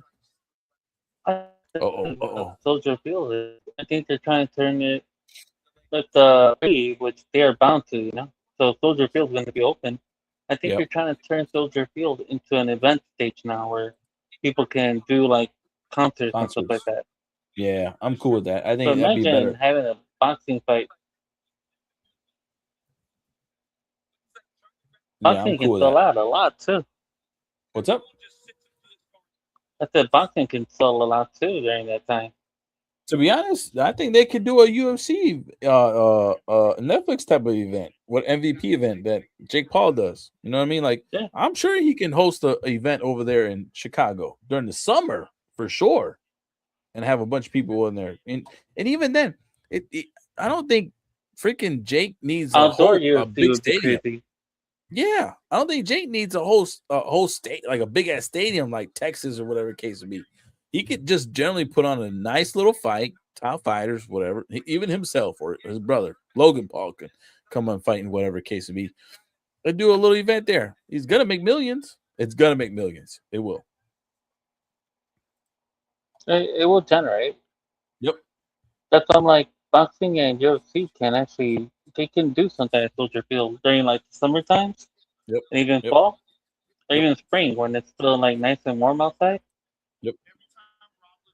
Imagine having to try to watch a UFC fight outside, outdoors, and just trying to see what's happening in that cage. Yep. So yeah, I'm cool with that. As long as we get WrestleMania in the new Chicago Bears Stadium, I'm cool.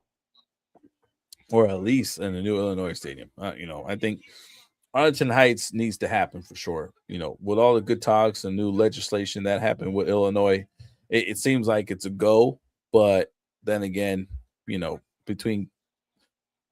it comes to negotiations between two parties, somebody's attitude is going to be affected, and someone's going to make a decision where someone's not going to like it. So we'll see. Well, remember, McCaskey wasn't happy with what happened with the whole Indiana thing. Exactly. He was not happy with what Warren was doing and stuff like that, which is crazy. But then again, it is what it is. It's fine. McCaskey wants to try to keep it here and home, Yeah. I can see McCaskey wanting to keep, especially Chicago, the Bears Foundation in Illinois for sure. That's history. And I think Warren is playing too much politics and really messing with Indiana and toying with their emotions, to put it that way, dangling their emotions up in there. But I was gonna say, but that also doesn't mean that Indiana, to be honest, doesn't deserve a football team. I think Indiana should get a football team. My opinion. It goes to show the excitement. But go ahead. Yeah. I was gonna say that. I was actually thinking that too. I think this whole thing about Indiana building a stadium, opening up floor room for all that. I think it was a good way for Indiana to. I think Indiana has been trying to get a football team, right? And they just needed an excuse for them to be able to build on their territory. Yep. So for them to say, "Oh, we're gonna get the Bears," if it doesn't happen, they can say, "Hey, we are tossing our money in for another team. Who wants to put a team out here?" Right. There's a lot of people with a lot of money that wouldn't want mind having to try to put a team out there. Yeah, I agree. I agree with that for sure. It just shows the excitement and the intrigueness up in there. Mm-hmm. Oh, here we go. 8 seconds left of the fight. Bro, come on, get over with. Ross has won. It's by decision, man. Oh, I give up. I give it that for the whole fight, man. I was not excited. I was not intrigued. Nothing hit. Nothing sparked me up. You guys saw me here lean back watching this fight throughout this whole process of Rosas versus Font. It gave me a boring style feeling. I'm sorry. That fight deserves another. I'm sorry, old man. Now, question, old man, are you hearing these sound effects that I'm putting in there? No, not at all. I heard nothing. Oh, Do really? it again so I can see. Let's see. Yeah, nothing at all. I hear nothing. No, not a single thing at all. It's just, I don't know. it Is it a fucking sucks, dinosaur man. yelling or what is it? It Sounds like sucks. a dinosaur yelling for his life. Like, stop, please. That's what it feels like. This fight's happening. It's happening in the old times where this fight freaking sucked, man. It was horrible. Hey man, caveman fighting was different back in the day, man. Our old man was there. I watched caveman fighting. They brought clubs. There was no rules back in the day, man. I remember one time somebody smacked a dude with the T-Rex tooth. The good old T-Rex tooth in the face, and it was like, take this, bam, T-Rex tooth right in the face. So you never know. Back in the day, man, we were harsh. Yeah. It bores me to kind of put that out there. I can't. I don't like it. I don't like where that fight went at all whatsoever. You know, here's one thing I might tell you, and I'm thinking. Yeah. You realize there's 2 fights that ended with knockout. 2 fights, right? You had to make your card last. Right. You really think people want to sit there and wait for, like, watch commercials all day until the next fight happens? No. No. So right now, a lot of those people went out to go buy beer. Yep. Get some nachos. They're like, this fight's gonna take a minute. Hey, it's like watching wrestling. Bathroom breaks. Every event needs a bathroom break. This was that. I don't remember. There was one WrestleMania where I didn't want. I think it was 41 probably. Where I was like, you know what? I think it was 40. I think it was WrestleMania 40 where we barely went to use. Like we had to go to the bathroom, but it was like one of those come back as quick as we can type of thing, you know? Yeah. But yeah, that's the same thing. You're like you said, you know, you need a bathroom break. You need something to like bore people so you could go buy. Because if everything's good, everything's like knockout after knockout after knockout. Well, guess what's happening at the concession stand and at the beer stand and all that? You're not getting payment after payment after payment. Right. So I think that's what happened. Is this match was boring because they're probably kind of told them, "Hey guys, take your time, go to decision, just try to put on something so people be like, wow, that was a close submission." Because if you look at it, dude could have submitted real fast anytime he wanted to. Right. So if he's boring, I bet you he's boring because they pay him to be boring.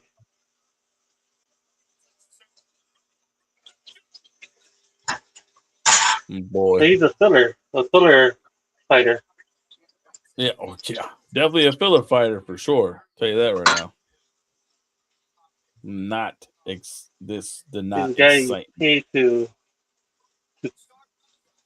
Not exciting at all. They're playing the Robbie Lawler. What it do, man? Big fan of Robbie. Nah, Mark Zuckerberg. He needs to be in there. I know he's been training to fight somebody. Who is Mark's? Oh, he was supposed to fight what's his face? In charge of freaking the Teslas. Elon Musk. Yeah, Musk. He was supposed to fight Musk up in there. What fight is next right now? Let's see what's going on. Let's see who's next in 2026. Turn that crap down because that crap irritates me, man. I think that's supposed to be for like UFC 300 or something, 200. Let's see. Reho versus Ritter. Okay. Yeah, got that up. So let's see. Dun, dun, dun. we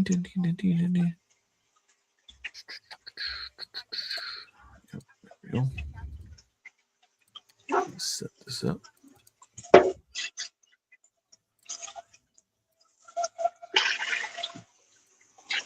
What the hell you doing, man? Washing dishes? Oh yeah, I thought I put it on pause. On mute. Sorry. But yeah, I'm washing dishes. I was like, I was boring. I was being sleepy. I need to do something. Old man washes dishes, you know. Yeah, you were bored, man. Tell you, I was bored too. I feel you, dog. If anybody in the world feels you, I feel you. I hope not. That's kind of dirty, dog. Hey, not like that. Dog. Not like that. Chill out. So we're here talking about slamming people, holding up on the back. You listen here, Sasquatch. I didn't mean it like that. Okay. Take it easy. Take it easy. Yeah.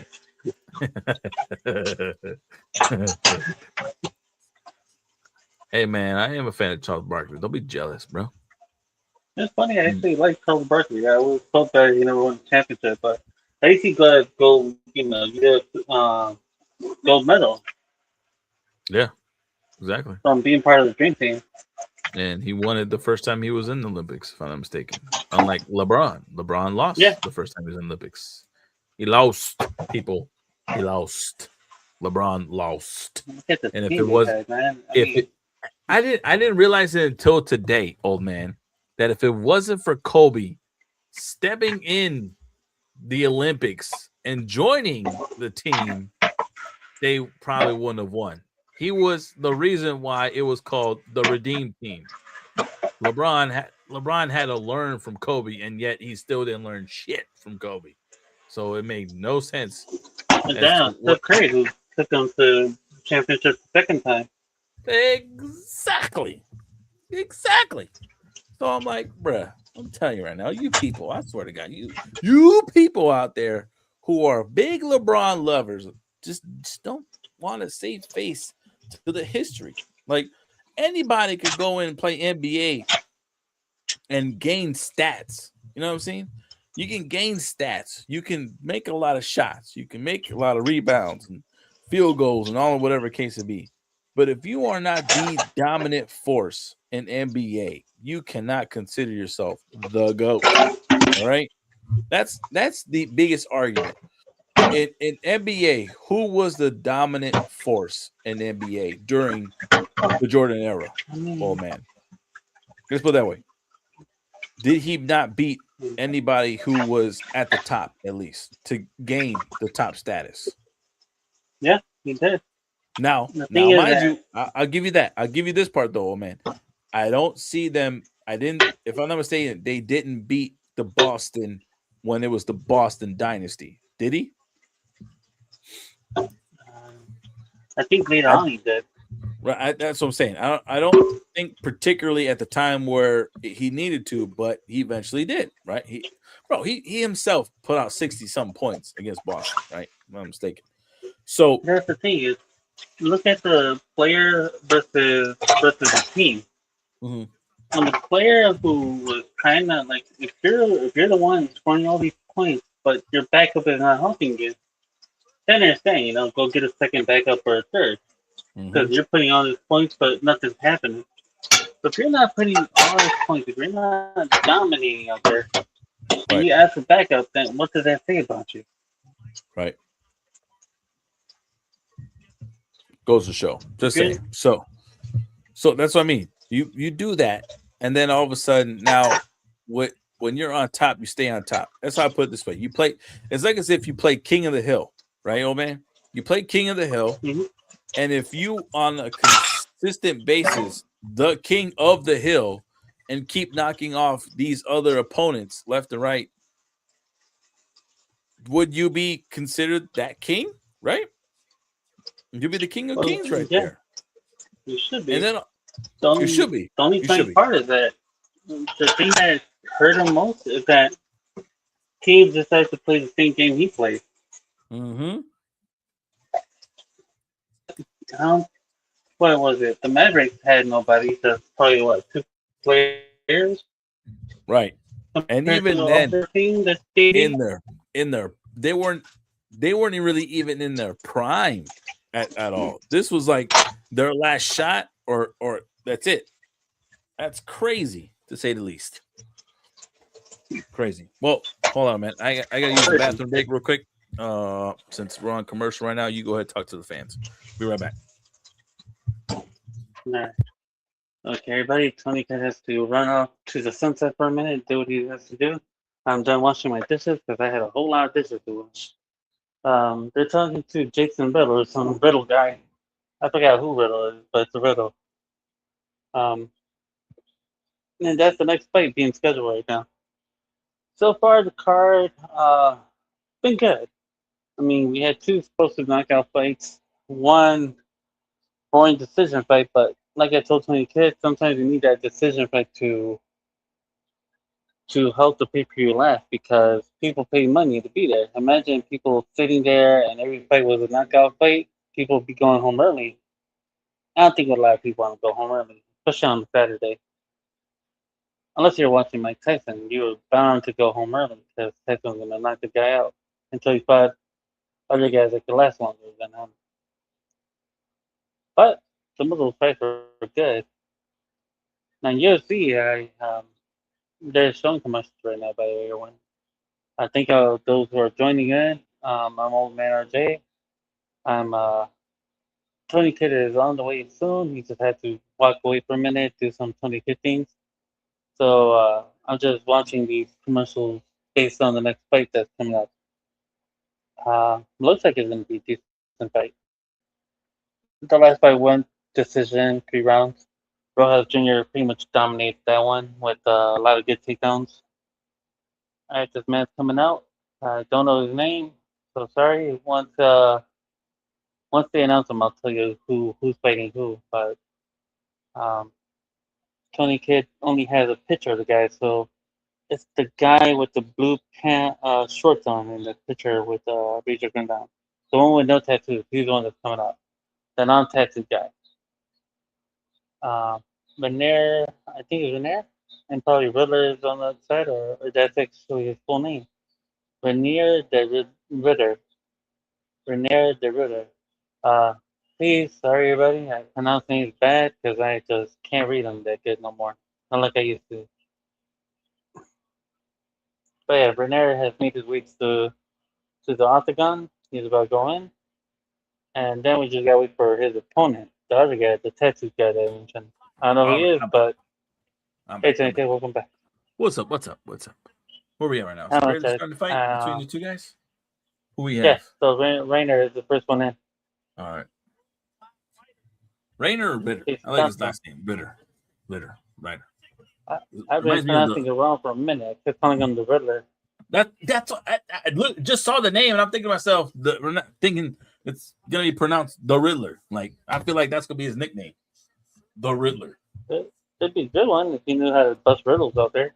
Yeah, why not, right? It'd be like, tell me something. What's blue and black and on the attack? When it's this, bam.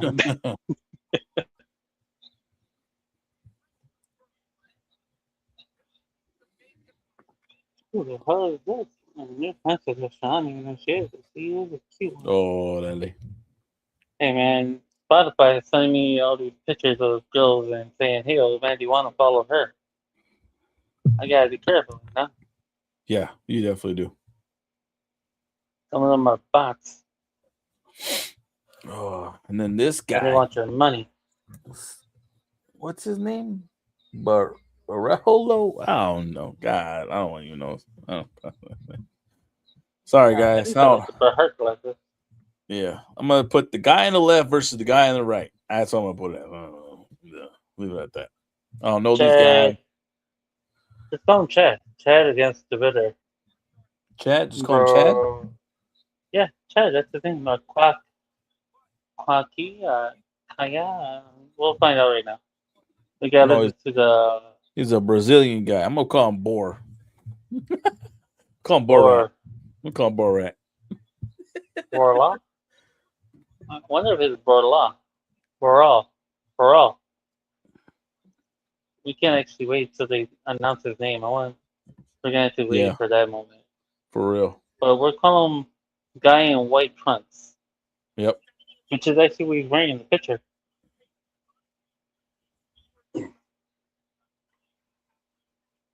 Hey man, he doesn't have a model wife. That's pretty cool. I always see like these UFC fighters have like these supermodel wives and everything. This guy looks like he has a decent wife. They generally have like he stayed with the. Yeah. Let's put it this way, old man. They generally have the supermodel wives when it comes to them getting the money and then putting in the work to adjust themselves. Just saying. So far, they're probably in the beginning stages of wait until next few events. You'll probably see a little change in complexion type of deal. Just saying. And if not, that's actually not bad. Congratulations, and keep up with the natural status. You know, I prefer natural. Yeah, you only get good respect if you're natural. Only get good respect if you're natural. If you're a Kardashian out there and you sitting there talking about let me get some surgery, sorry, not no, man. The Jenner sisters are the high ones, though. Mm-hmm. The South Park is still going. Look at that. Simpsons are still going. It's crazy. All new seasons. What the hell? That's wild. People still like it. I guess so. Hell, I mean, they freaking like Jackass. Jackass is coming back for a movie, and I'm not gonna lie though, man. I literally had to go back. I wanted to watch from Jackass 1 all the way to the new Jackass, and I'm like, it reminded me of how crazy that show was, and the new, Paramount's about to release the past episodes of Jackass. So everything that aired back then on MTV, they're about to put, let that be available for Paramount and for streaming services. And I'm a binge watch that. I missed that show. Yeah, that guy is wearing blue, like the picture. Good job, Tony. You actually got them with the right clothing on this time. I guess so, right? Yeah. The guy in white in Tony Kid's picture is fighting the guy in blue in Tony Kid's picture. They're dressed exactly as you see them. That's right. Oh, I don't like it. Hey, oh, hey.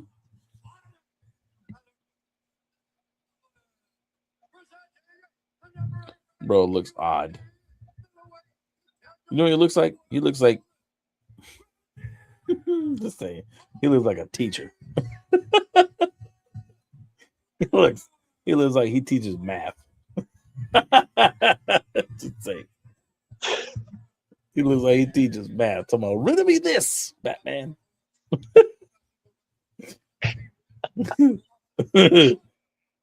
right, let me hear his name. Let's see how you say him.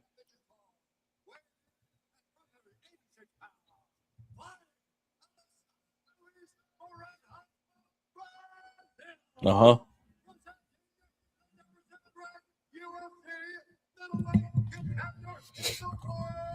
Yep.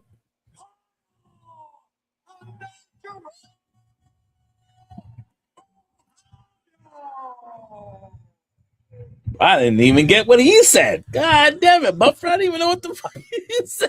What the hell? I don't think he even knew what he said. That's what I'm saying. I don't think he knew how to pronounce it either. Yeah. He's like, exactly, yeah.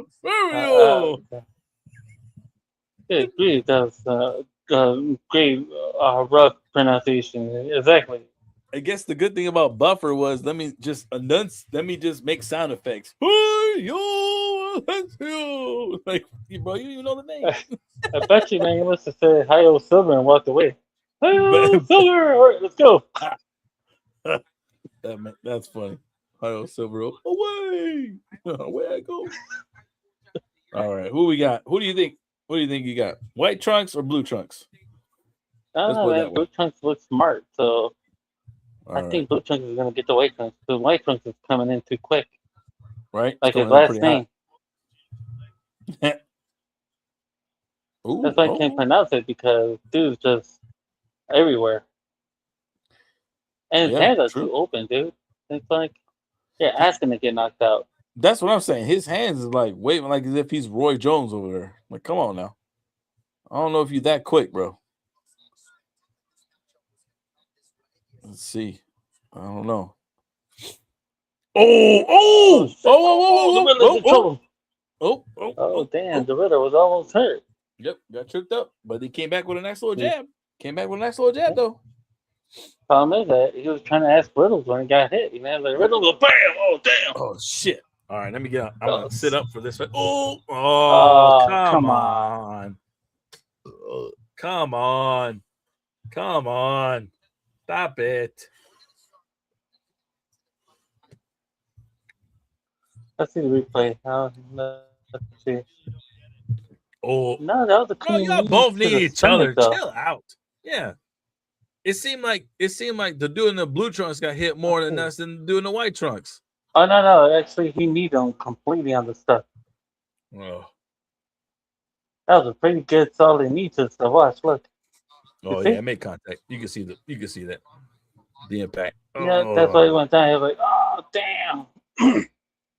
All right. You looked at him and called him a mother effer too. You see that when he was dropping that, like, "Oh, you motherfucker!" You motherfucker! All right. Stop jerking off. Come on, let's go. Stop it! What the? He's like, hold up, adjusting it. Is this still good? Can I still bang? Yeah. Hey man, that dude was playing with himself, man. Shake it once, you got it out. Shake it twice, you're playing with yourself, bro. Hey man, he was banging the cage too. He's making sure it's good to go. Oh no! He's like, hold up, no, I don't. Hold up. 1, 2, 3, 4. 1, 2, 3, 4. I don't think I can get it hard. You said you good? Your testosterone is up? Yeah, my testosterone is right level. Let's go. Come here, bro, man. My teacher kicked me in the nads. That's what he's saying right now. I'm gonna show you. All right. Come close, I can kick you in the nads too. Not the nads. Not the face, man. I told you not the face. Oh yeah, I told you not the face. Yeah, all right. I'm feeling myself. Kick me in the nads again, huh? Oh yeah. See, yeah, I like that. Right? That's where you're supposed to kick. Oh, you see that? Kick you right in the city. Yeah, kick it there. You hit me, I hit you. Like, bam. Oh. Bam. Yeah, you like that, huh? Oh. You angered me. Mm-hmm. Uh-oh.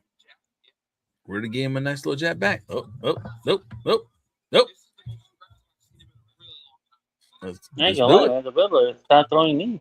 Yeah. Riddler's like, all right, I don't need to throw knees. I'll throw punches. Yep. Yeah. And the other guy's like, it's not pleasing me. Not at all. He's like, it hurt me more when you hit me. Oh, damn. Nice punch. Oh. There's only round one. Oh, beautiful punch. I now see why he keeps his hands down. Yep. He got pretty good speed. Right. Well, he's getting clobbered, man. Yeah.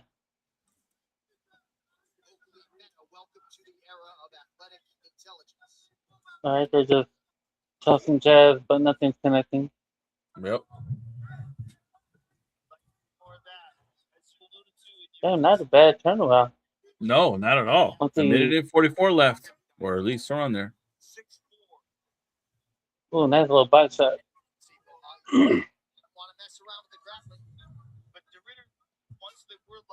No, right now there's not a good position for the Riddler because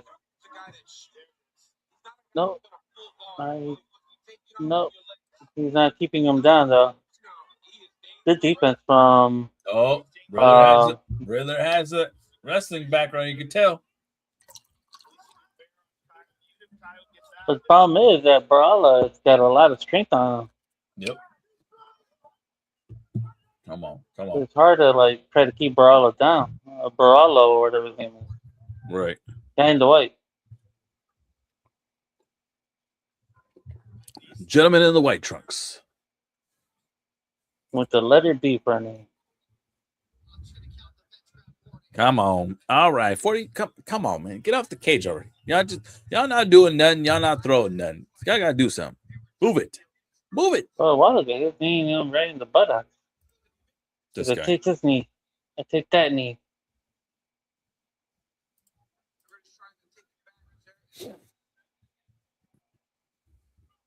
He's walking, you know.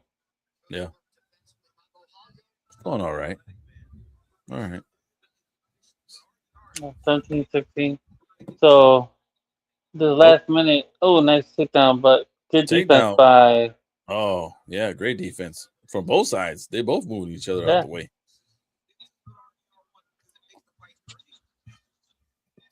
All right. Already over. Thank you, Jesus. Second round. All right, old man. It was explosive for a minute. It was. I think I would give it the white trunks guy, only because also too he got hit in the gonads. So I give it to the white trunks only because of that. But it did seem evenly somewhat matched up, in my opinion. What do you think, old man? Sound like Homer Simpson right now. But football on the ground was football on the ground. This guy. I agree. I think it's not the fact that he got kicked right in the the gonad, like you said, the baby makers, but the fact that he managed to recuperate himself and just control the round afterwards is something that I would give him the round for. Yeah. Especially that kick right there. Yep. Oh, and that two right here. Bam. The 1-2. Boom, boom. Body shot and freaking chin shot. Ooh, right there. Another chin shot. Teach you to kick me in the ass. You want to kick me again? Hey, if he would have connected another, like a second and third time on that one, he actually might have knocked him out on that little last exchange. Especially because the other guy's taking a minute to turn back around. See, there you go. Oh, nice. Bro, do you see him every time he gets hit in that jaw? He looks dazed. That's why he has to keep his hands up. That's crazy. I think he's trying to sucker him into for a punch. So? All right. Yeah. Trying to lure him in? Yeah, because if you look at it, I think he's more of a defender than he is an offense fighter. Because when he goes into punch, I don't think he's ever been in that territory where he has to punch. I think he's always known to have the guy come at him. Gotcha. Look at the fact that he's backing away, trying to prepare for the counter. Oh, you got hit again with a 1-2. Oh, with the friggin' left. He's not a in the box fighter. Nope. I think the white dude in the trunks is gonna win. Not gonna lie, I'm just saying. But if doing the blue trunks and keep him standing up and just keep moving out the way and just take shots in, this is gonna be one crazy ass fight. And the fact that the guy in the white trunks has really good takedown defense. Right. That's what I'm saying. Unless it's just no, he's Brazilian. No, he's Brazilian. They handle in jiu-jitsu. So obviously, like the sprawling and kind of handling in the exchange like this, they're used to that. So if he has been fighting in that format over there while he's been in Brazil, then more than likely that's what he's taught. Of course, that's their niche. The boxing stuff kind of comes in afterwards, which is why it shows that he has good power. Not great boxing, but power when it comes to his punches. And then Ritter over here, dude, he just looks composed, and he looks like as if he's playing chess as much as he is, handling himself in the ring. Just my opinion. I agree. That's exactly a good assessment of how they're both fighting. Because man, the guy in white, the guy in white, Barala or whatever his name is. Yeah. He has such good defense. Mm-hmm. His punching is strong. Right. But the fact that he's a good counter puncher is like, you really, to beat this guy, you have to try to have him walk into you. Right. But the one thing that this guy's, the one thing that the Riddler should be doing is he should be aiming at the legs. You're calling him the Riddler. Ooh. That's funny. The Riddler, man. The Riddler. Not my fault. He was born with that name. He's in the matchup right now. Riddle me this. Will I take you down by leg or will I take you down by knock? The hell? Oh. What is... Now they're about to exchange punches. What we got? Oh, kick. Oh, jab. Oh, all right. Quick exchange. No, he's like, nah, not that. Well, bro, you ain't Roy Jones, man. You getting hit in the face. Stop doing that.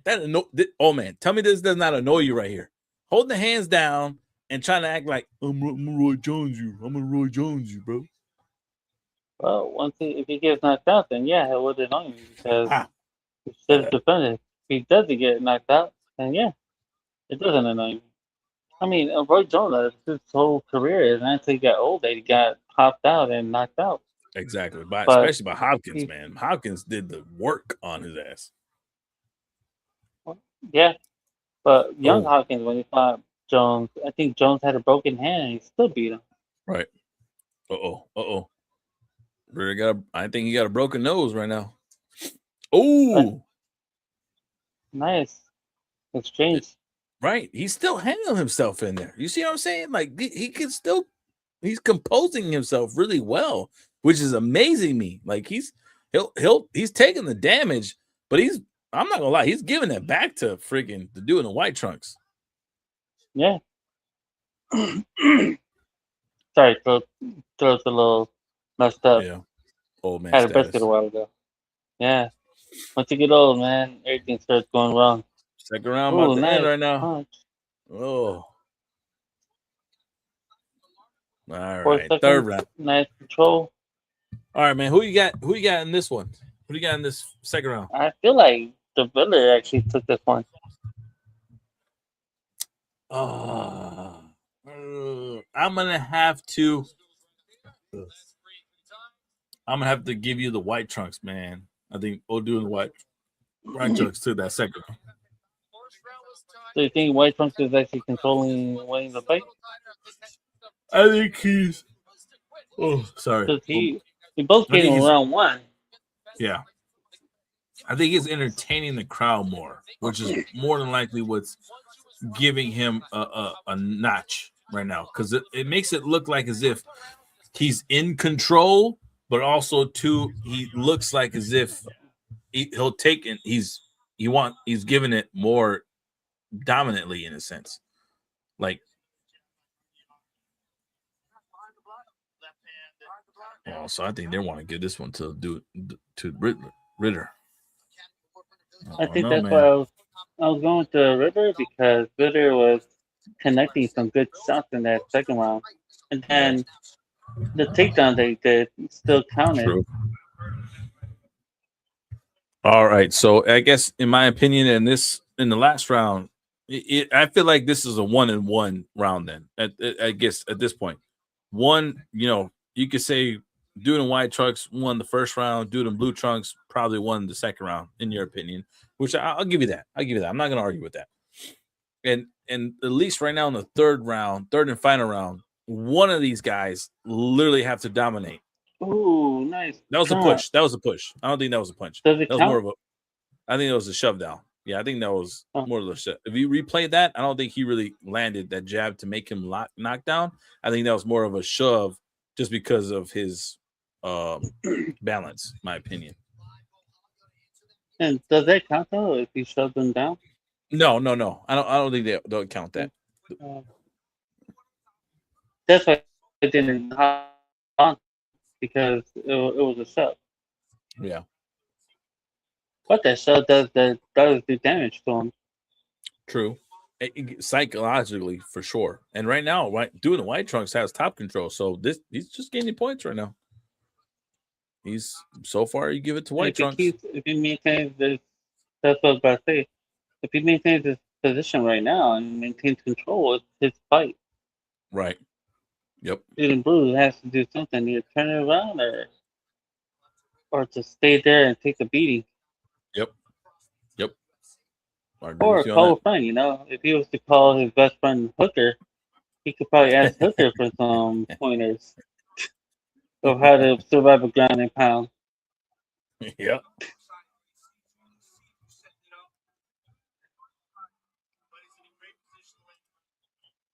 But nice control by the white trunks guy. Very good control.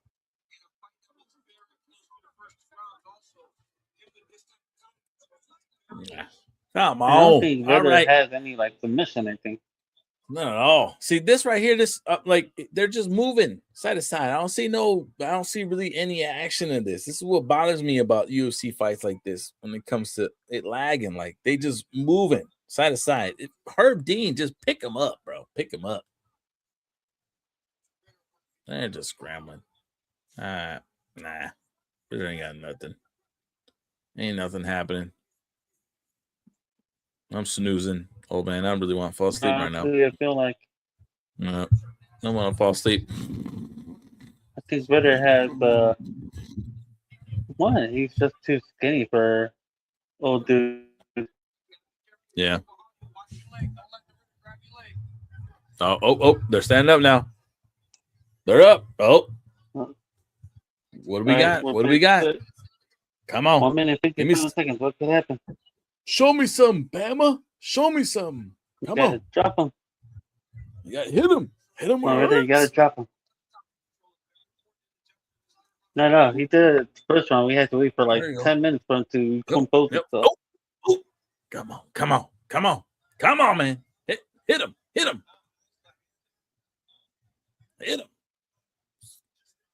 Push him off.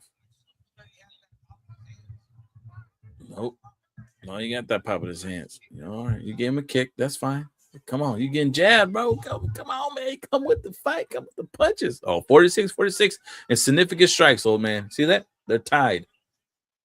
Come on. Yeah. Yeah, they both look tired. What are you doing? I think what's going to help out is the takedown defense and who had control.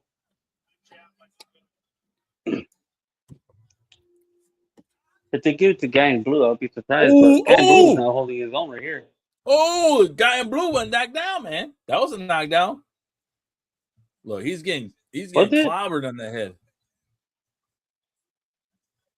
Oh no! Because guy in white has some power on him. He does. Yep. 36 seconds. Come on.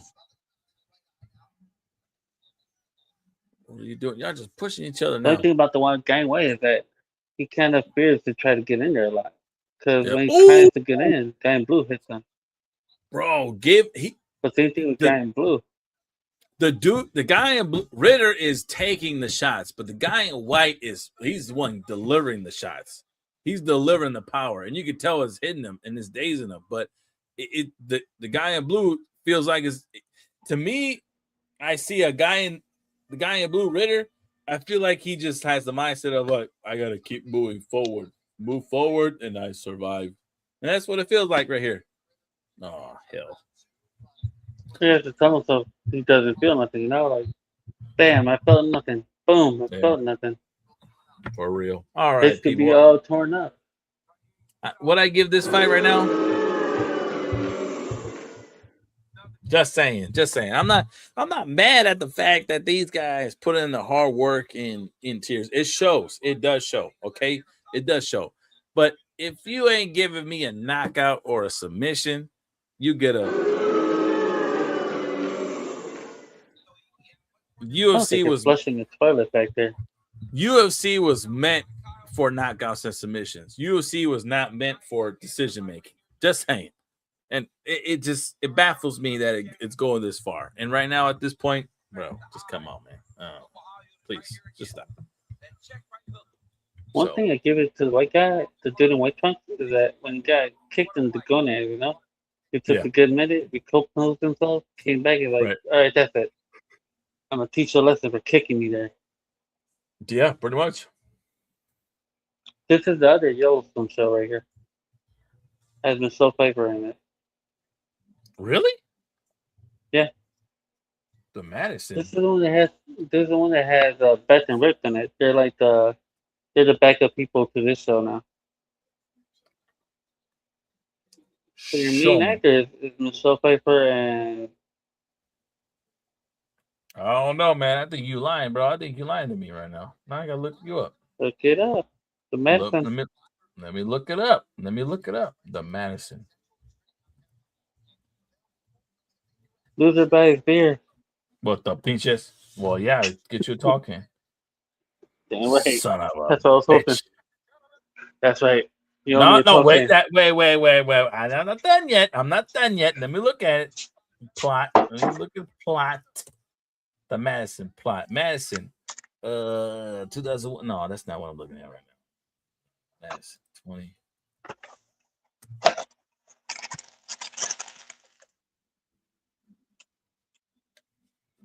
Mm-hmm.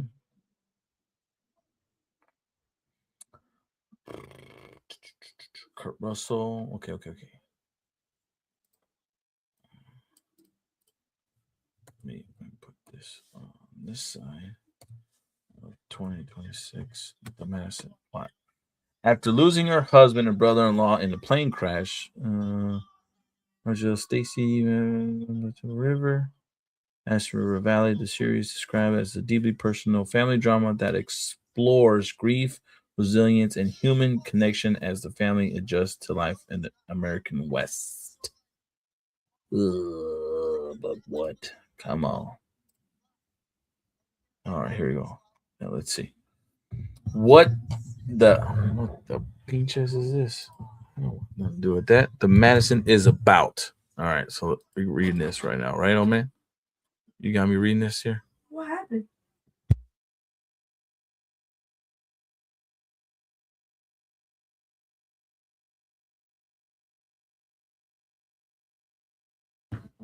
Those are. All right, let me read up on this real fast here, bruh. So let's see.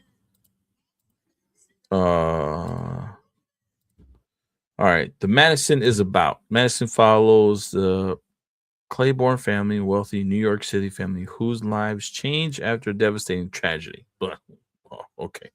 After losing her husband and brother-in-law in a plane crash, matriarch Stacy Claiborne relocates with her family to Montana's Madison River Valley. The family is described as a deeply personal family drama, explores grief, resilience, connection as the family adjusts to life in the American West. Came more than how one familiar. Claiborne, Deschanel. Oh, hey man, I don't see nothing about no Yellowstone, bruh. Nope.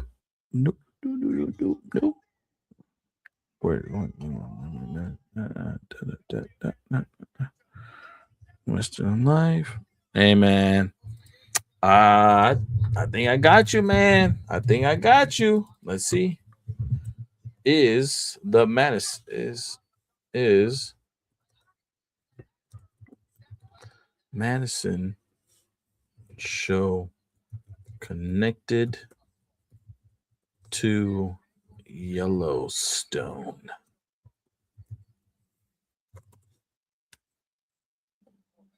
Madison is Paramount Plus drama. Yellowstone. It's the creator from Yellowstone. All right, the guy who made Yellowstone is creator, but it is a standalone series, not a direct Yellowstone spinoff. So suck it, old man. Suck it. It is. Suck it, old man. Did you hear me? Can't hear me at all. Yeah, I can hear you now. Now I can hear you. I don't know why you were off. Did you log off? No, I got. Oh, dang, not Hello? again. No, there you go. You there? Yeah. Can you hear? I can hear you now. All right, stay right there. Okay. Don't move. Yeah. All right. I won't. So yeah. All right, good. So I was reading this whole plot between Yellowstone and the Madison. It is here on Google where I searched. Oh man, the Madison Paramount Plus drama from Yellowstone creator Taylor Sheridan is premiering March 14th, which is in 7 days, but it is not a standalone series. Oh, but it is a standalone series, not a direct Yellowstone spinoff. Old man. So it's no creation and no connection to Yellowstone. All right, it is only the plot of the creator and the creator of each or. So he's making this new show. All right. So no, I am right. You're wrong. You owe me a tall can, and I want my tall can. You know, when we do our thing, man, when we do our stuff, right? So you owe me one. When we go to Tom's show by Tom's. I'm at victory. I always. Then what the hell is Beth and Rick doing there? I know they have a show coming up. True, man. I don't know, man. Beth and Rick. Let's see. You know what we're on there. Let me look it up. Beth and Rick and Rip. Beth and Rip. Beth and Rip show. Let's see. The Dutton Ranch is an upcoming Yellowstone spinoff series scheduled for fall of 2026, focusing on Beth Dutton, and Rip Wheeler as they navigate life, love, and survival. The show is set in the present day timeline, follows the couple in Texas as they build their own new life and with Carter. So there you go, man. Follow 2026. Tune in. Watch the Dutton Ranch. That's where we at, old man. So I guess Rick must have taken the last name Dutton then for them to continue the Dutton saga, you know? Could be. And it well deserved. You know, well deserved for sure. I think that right there is he deserved it, man. Go ahead. I was gonna say he was kind of like the actual second son to John, even though like when he fought Casey and he let Casey win, but like in his mind he did it because it's like if anyone needs to take control of that house and let them know who's boss, it's like I might be, you know, I'm adopted to them, but this is actual blood to the family. Facts. But he always loved John like a father. Agreed. And I, you know, especially towards the whole timeline of it, like in the beginning of his story, I'm not gonna lie, dude. His story in general is the most traumatic one of all. And at this point in his life, it's like it goes to show the appreciation of his hard work that he's done over his timeline. And I think for Dutton and Beth giving, you know, Mr. Dutton the actual idea, like he loves you. He loves you like a son. He's done the work. He's out of all your sons, he's been there just as much as your actual sons. And no matter what, his loyalty is not only to the ranch, it's to you himself. So show him the love and the appreciation and the fact I love the guy. You know what I mean? Like Beth loves him with all her heart. And no matter what she's trying to steer away from him, it goes to show their story. I don't know. I'm actually excited for that. I really am. I really want to see that show right there. But I gotta go to admission, everybody. This is a bathroom break for me again. I'll be right back. Old man, talk to the fans. I think we're on our way to the main event. Now they're showing nice little snippets of Holloway, I believe, and Oliveira, I believe, was better. They're showing all of Holloway's highlights of like the knockouts he had. I walked away like, damn, look at me, I knocked this guy out. That type of how when he went in the center with Gaethje and knocked Gaethje out. So, you know, that's why he's the BMF. And the BMF is the baddest mother, you know, trucker in the business. And it's crazy.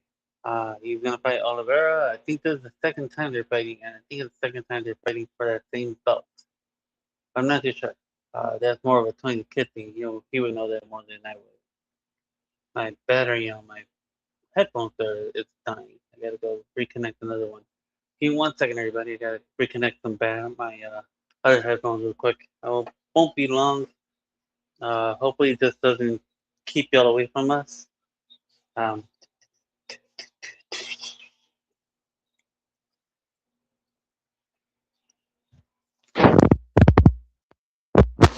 Oh, damn. That hurt.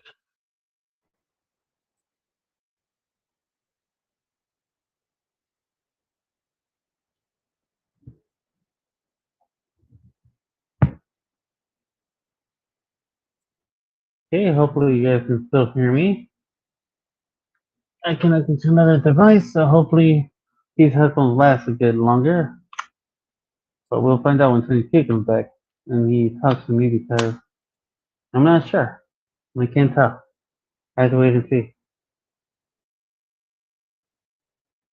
Oh.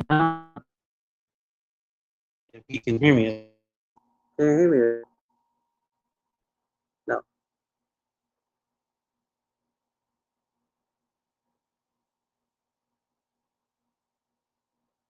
Give me 1 second.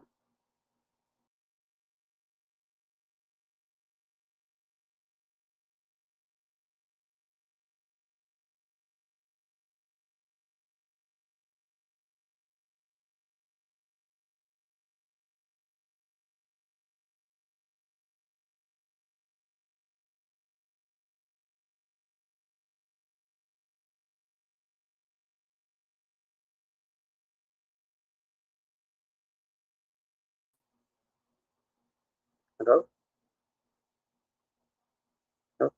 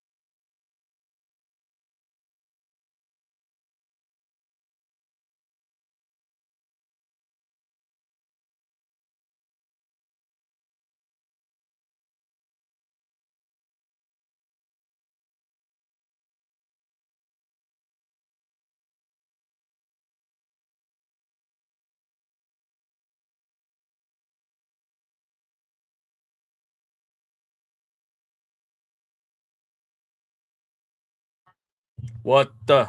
Where's the old man? Old man. Can you hear me now? Now I can hear you. Well, I mean, I was Sorry, hearing you man. before. I was giving you a thumbs up, but obviously you weren't looking at the freaking picture. But it is what it is. It's all good. I know. I can't hear you at all. My headphones, Oh, the ones I had, died. you couldn't So hear I had me. to switch. Remember, you couldn't hear me because my mic is on mute. That's why you couldn't hear me. But that's why I was giving you a signal of thumbs up. So I was hoping you was Oh. looking. Oh, yeah, I was trying to tell you right before my headphones died. I was like, can you hear me? Because my headphones are dying. So I had to go change headphones. And then I changed headphones. Some weird thing happened where both headphones still connected to my device at the same time. No, it's all good. Now, question: where are you at in the fight itself? I'm at right now. Oliveira's like getting touched up by the cutman. Right. Huh? So right now I'm barely getting touched up. We're in the same area. Did you pause it? No. Well, I mean, I had to kind of step away. Let me hold on.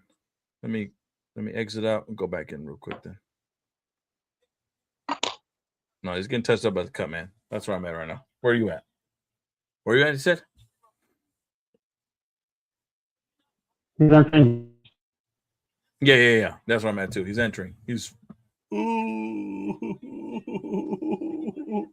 Man, they're showing like the picture of camera view of all the fans all around the arena. Yeah. Shut up. Get in there. Come on. Fight already. That's what I'm saying, man. Just fight already. Like, why are you doing this stuff, bro? Like, come on. Hey, you get paid to put on a show, man. That's what, you know. Just get up in there, man. Just go. That's what she said. Get up in there, man. Just go. That's good stuff. Good Good stuff. thing my job doesn't hear this. I probably have been already let go. Like, you're it's a personality, everybody. Right.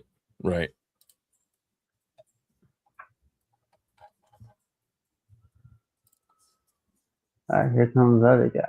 Mitch Holloway, Max Holloway.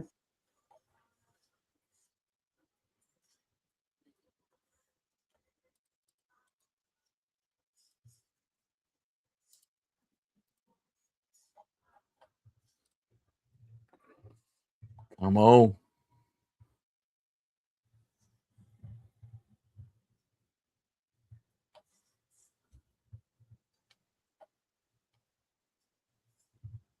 He's British? What's up? No, I'm saying he's British, but it shows I he's don't know, American, man. but He is wearing the Britain flag, but maybe it could be, man. It could be. Or he just probably found out he's half and half, and he's only showing the other half. No, I'm gonna have to look it up real quick and see his nationality for sure. This is Active Mac's favorite fighter right here. Yeah, he's not even here to watch it. He just Way he does it. How he does it? The greatest fighter of all time. Yeah, there you go. Greatest boxer in UFC. Yeah, that was crazy. I think I like a scary movie. It's pretty good. What the hell? The Scream movie you're talking about? No, scary movie. Yeah. Oh yeah. I'm excited to see that. It really what I'm really hyped up to the fact that Marlon said that he hopes that Scary Movie 6 is going to be the one movie that cancels cancel culture.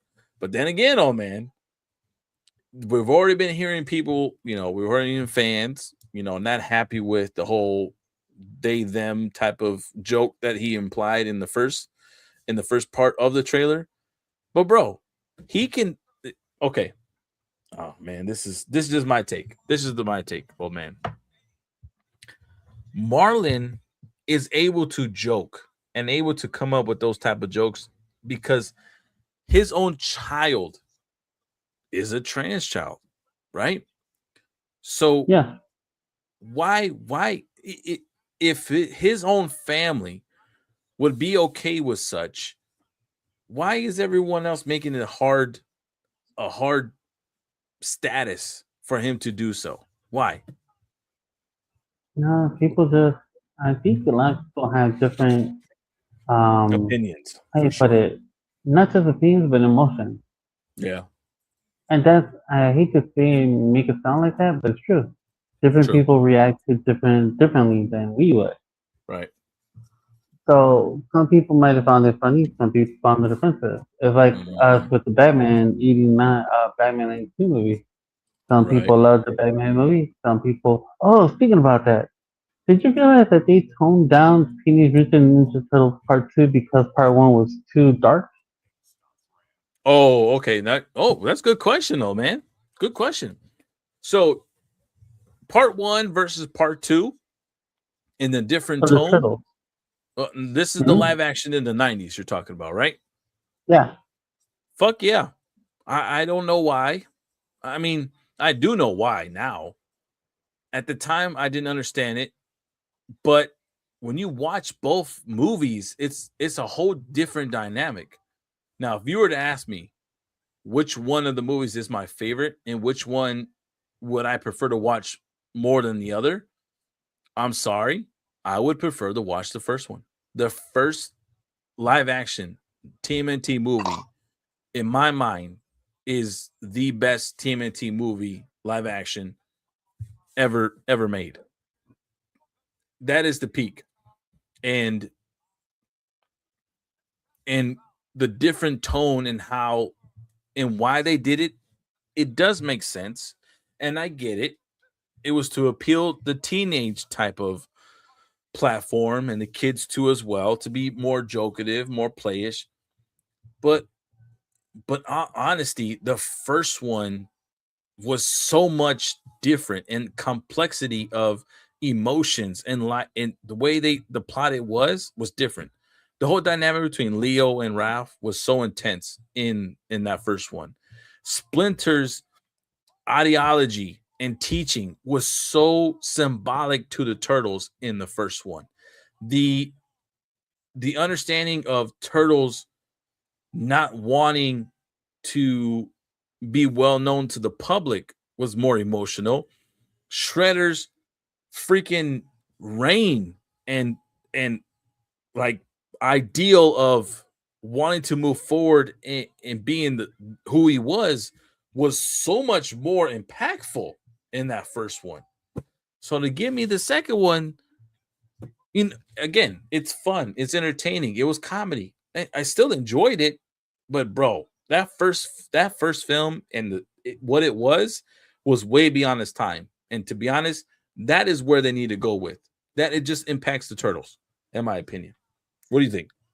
And the funny thing is that we were kids when these movies came out. Facts. So what kids? And I hate to say, it sounds rough than one, but I was probably when this came out, I was probably 4 years old, 5 years old. Right. And in my mind, I'm like, what kids during this time that these movies came out were stuck as hell to call this movie too dark to watch?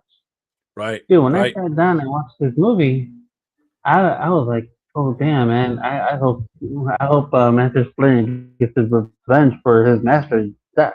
Right. I felt like the connection in the story of Splinter and Shredder. Like when I was watching the movie, I understood why the Turtles had to fight Shredder. Right. As a kid, like when you grow up, you're like, as a kid, you always wonder like, why is Shredder evil? Why do they hate him? Why did they go after him? Of course, he has Bebop and Rocksteady, but like, what's going on? So then, now, Shredder, you see the story, you see how they kidnapped Splinter, how they left, I think it would be Raphael, Leonardo, I think it was. Or was it Raphael? Who's the one that ended up in the bathtub, like, all out of it? Raphael, because he fought the Foot Clan, and he was on the roof. Yeah. So that's the thing, is like, you actually felt a good movie. Like, this was well built. Yes. The second one, when you watch the second one, it's like just pure comedy. There's a joke. Yeah. And it's like, okay, at the end, you're like, well, cool, they kill Super Shredder again, but that's all you get. It's like, even Bebop and Rocksteady's, replacements were boring. They didn't even, they fought, but not as good as what Bebop and Rocksteady would have done. All right, the fight's starting. Yeah, fight started. Let's go. Which one? Huh? For what? Bro, I'm busy right now, man. Oh, well, then we'll figure it out afterwards. Wait for me. Oh. Bro, this is more important. I'm sorry, buddy. Tell him to hang tight. Just watch one on the iPad. Oh, they're going at it, man. Oh, nice job. Oliveira, bro. I've never seen Oliveira go at him like this. I'm sorry, old man, but I've never seen Oliveira go at a fighter the way he just did. He's always been the actual laid back, let me be the counterpuncher type of guy. I'll get you down to the ground. But for him, the way he did go after Max Holloway, bro, that was intense. And they landed blow for blow for each other.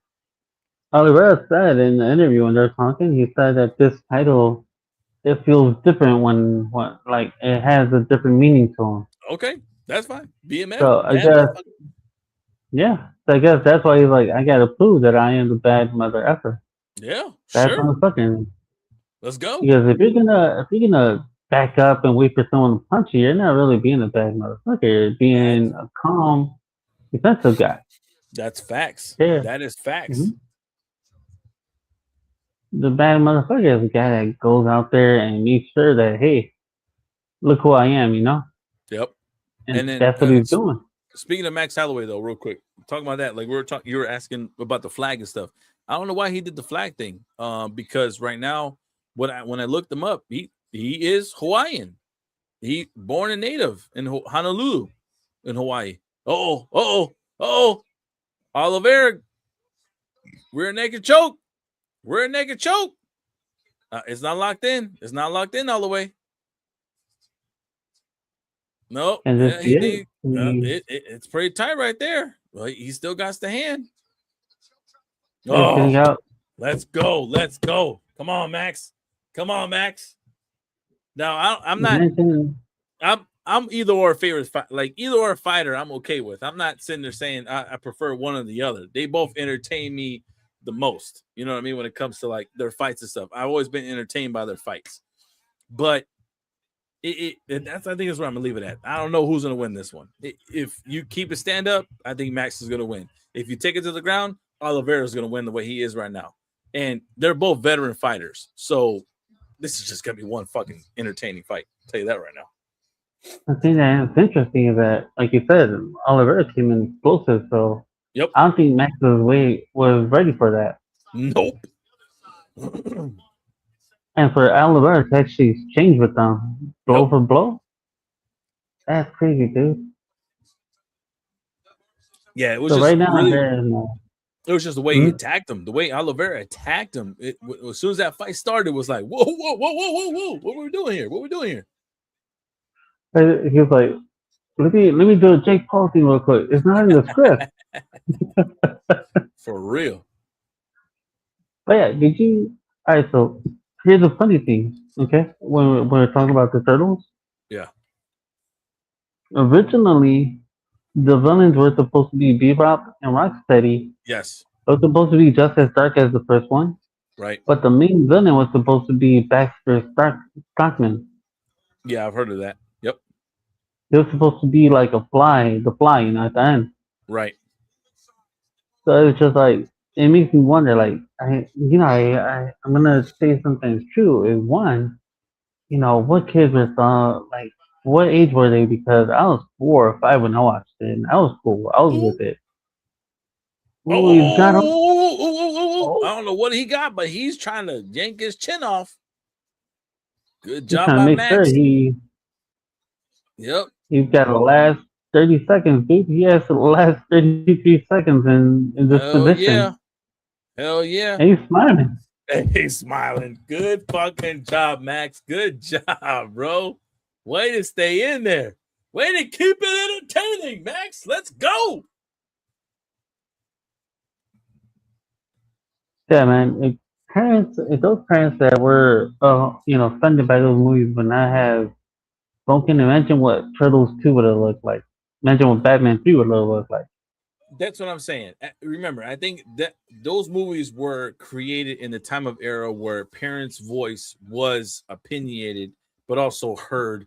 And I'm not saying, I'm just saying they were really taken out of like, just out of appreciation at that time frame, in my opinion. Because if right now, currently, I would prefer to sit down with my kids to watch part 1 than I would part 2. Part 2 is it's just for entertainment purposes. Part 2 was made just for fun, for kicks and shits and giggles. I really want to laugh.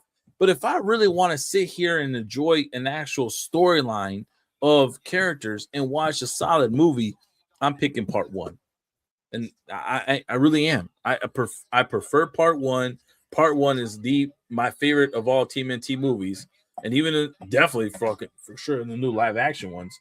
And even that animated one that came out recently, it's by far the most important one and my favorite one of all. So I'm gonna leave it at that. That's my opinion.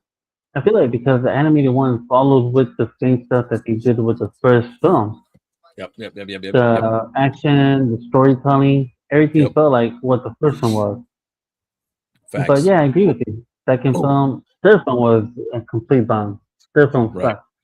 But then nice punch combo. Oh, good combination from Max. No, they're standing up now. Oliveira's trying to throw those kicks. Trying to do another takedown again, but Max is damn nice. Oh my God, that he just pick his ass up and just take him down. Shit. Oliveira's on for another level right now. Bro, I'm very shocked. I am shocked, everybody. I'm shocked at the fact that I'm seeing this type of Oliveira. I have not seen this intensity of an Oliveira ever in his fights. This is the Oliveira that should have fought against Hamzat. Not Hamzat. What's his face? Khabib's other guy. Oh, actually, even Khabib. He fought Khabib. He was one that fought Khabib. That's right. He fought Khabib before Khabib retired. This is the type of fighter that should have fought Khabib. Just saying. I don't think Khabib would have been able to handle this one. Oh, this guy came in like he didn't come in swinging. He came in freaking flying at him. That ass. Attack mode. He was on it. Oh.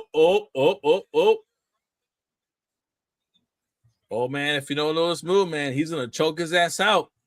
He keeps this, bro. He is locked in. He's gonna choke him out. Yep, he is choked. If the Max only defense to this is to hold on to Oliveira's freaking leg. Oh, too late. Yep. Now the leg's free. Oh, well, now Max, as long as Max can keep that elbow in there, keep that arm in there, hold on to this hand. He's trying to too. You can see it. Dead ass. This is chess right here, old man. This is chess. No, Max is he's giving himself airway. Oh, fucking shit. Let's go. Hey, yo. Watch some elbows.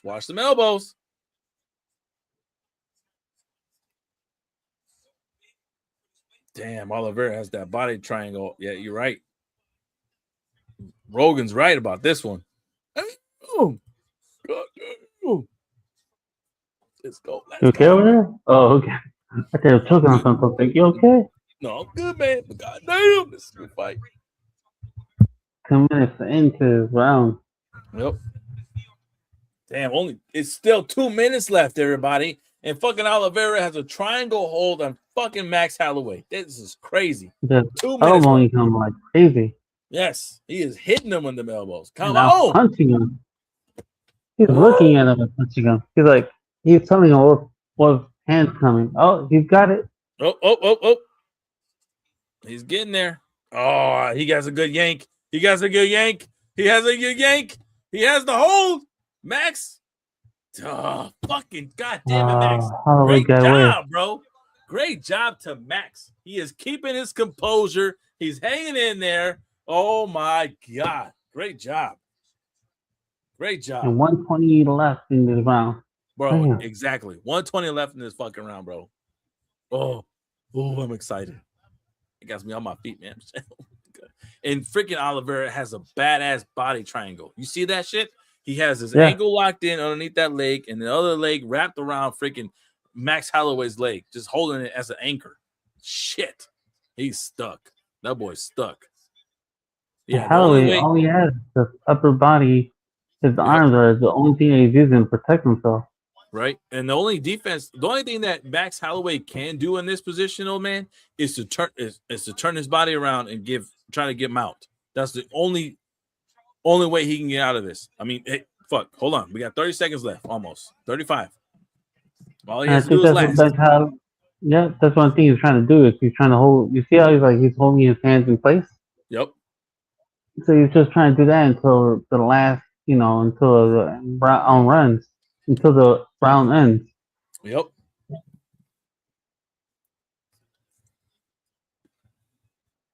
And every time he tries to do, like you say, he's trying to do like twist around.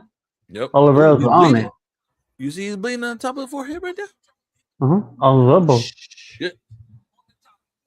2, 1. All right. Woo! Second round over, everybody. Second round is over. Let's go. Damn, look how he lift that shit up. Yep. He's dropping them elbows, man. Dropping them elbows. Max is like, I'm good. Wow, that's crazy. Well, back to the conversation between TMNT movies that you're talking about, which is oddly enough, I'm glad you brought them up because it really was more of a hype for me when they were talking about the whole Ronin timeline. Because if they were going to talk about the Ronin timeline, literally now that it's not happening, they were going to bring back, old man, the original April O'Neil from the first movie and then discuss the outcome of what occurred. What the fuck? Hey, man, did your Paramount just drop? Mm-hmm. Son of a bitch, Paramount. Come on, man. What the fuck? Paramount, you get... God damn it. Paramount, you get him. Oh, you get another one. I wonder if everybody else is good, too. Damn. Son of a bitch, Paramount. What the hell you doing, man? Come on. They're like, no, and nobody's gonna pay for our fight. We're gonna block everybody else's fight. For real. God damn. Let's see here. No, see, now it's telling me to please check in my network. Man, get you, man. I'm gonna take you on my Wi-Fi. Fine. Boom. Done. Go backwards. Bam. Let's see. Plot. Bruh. Oh my God. Oh my God. Paramount just sucked right now. I think everybody's probably experiencing the same thing. Yep. Everyone experiencing the same thing. It's an error on the app. Were you getting an error on the app? No, I just got a big blank screen. All right. Now I'm back in the app right now. Let's see. Back in it. Go back on my Wi-Fi. Man, forget you, bruh. Let's go. Come on. Come on. Error. Experience some technical difficulties. Son of a bitch. Oh. Wow. Wow, UFC and Paramount. You guys suck. Wow. You know what? Talking about reject of the week, everybody. Guess who deserves reject of the week? Paramount plus fucking Netflix. Both of y'all, Netflix. UFC. You guys can combine and enjoy this reject of the week rundown, everybody. These guys deserve the reject of the week. Why? Because I'm having technical difficulty. I can't log out. I can't this motherfucking fight. All right, there you go. Watch live. Son of a bitch. Pissed off, I don't man. think anyone can. I think it's... Nope. No one can. You got a blank screen. Boo these motherfuckers. Boo these motherfuckers right now. Boo some bitch. Okay, now I'm back in. I think I'm back in. Yep. Fight is start. We're good. And he's back in the same position. I'm at 250. Bro, we had 250 in the round, bro. We missed almost 2 minutes. But those 2 minutes look like this, and we didn't miss much. That's crazy. Oh, man. That's crazy, bro. I mean, yeah, I hate to say it this way, but it's got boring now. Especially because it's a ground fight. I agree with you on there. It's a ground fight. I don't like these ground fights. Yeah. I don't. I really don't like. Go ahead. I'm just gonna say one thing real quick. If this is supposed to be the BMF title, it should only be the rule of the only way to win is knockout. Thank you. I'm cool with that. To collaborate with you and to chime in after you, I agree with you on that. The only way that victory should be entitled for this BMF stipulation for this BMF championship title is a TKO. That is, I think UFC should change all this. The stipulation of this particular title. This title should be only outcome in order to earn this title is by a KO or TKO. That's it. And TKO, I mean, like, him getting blasted and the referee stepping in and stopping the fight. That's the only way. Not some technical, he has a cut above the eyebrow and he can't continue moving forward. No, I'm not talking about that. I'm talking about him getting his ass whooped so bad that the referee steps up in there and takes that title away from him. And, man, let's just be honest, man. I think the women division should deserve their own BMF belt as well, too. But that's only instead of BMF, it should be BBT. BWF. Bad woman fighter. I was about to say baddest bitch in town, but okay. Yeah, BBT. Yeah, you're right. Okay, I'll go that one. Because a lot of the women, man, they be putting out some clinics out there, some fights. They do. Like the whole, what they were talking about there, Joanna versus Yang. That whole fight right there, or Wong, bro, that was a bad fight right there. That was definitely a bad fight. And Joanna's face was like, her forehead looked like Braga's forehead, but worse. Joanna walked out of that fight looking like a goddamn alien, straight up. That whole forehead just went in flame. She had a forehead grew above her forehead. Just saying. Is this 3 rounds or 4 rounds? 5 rounds, right? It's a 5-round fight. Yep. Ooh, Oliveira throwing them bows, bro. Wow. He just keeps dropping this guy. Oh, he dropped the elbow. He dropped the fucking knee. Okay. I was like, oh, shit. See, this is what we missed. Oh, wow. Great takedown. from Oliveira. Great takedown. Damn. Again, I don't think Holloway came in prepared for this. Bro, deadass. Oliveira's kicking his ass. He is kicking his ass. Look at him. He looks winded too. He's like, "Are you okay?" Yeah, he does. Oh, man. He looks fucking tired. He looks beat. Not gonna lie, he looks beat. Wow, that's crazy. Oliveira came in with a fucking purpose in this fight, and I think he's gonna walk out winning the championship for sure. Deadass. I believe that's what we're looking at because man, he's actually he's destroying Holloway. Bro, look at Oliveira. That motherfucker look like he's straight. And Holloway looks like he's dying right there. He's like, all right. Holloway looks like the UFC version of Rocky. Like, all right, I am no hero. I can't move. All right. Oh, what the? He kicked him right in the jewel maker. Oh my god! Oh my god! Let's go! Wow! Ooh, that was a fucking nice crazy leg kick. Yep. Oh, we gotta try to stay away from him trying to grab you, but yep. Man, I don't think even grabbing you is safety, man. This guy can kick and punch you too. Yep. There you go, jab him, keep him away. Oh, son of a bitch! I hate this. I hate this. Get away! No. No. Boo. Boo. What you want, man? Let's see. Huh? I finally got the pen. No, don't have glue like that. It's never. Oh, he took him down again. Damn. That's gonna be another 3 minutes of ground and try to commit. Yep.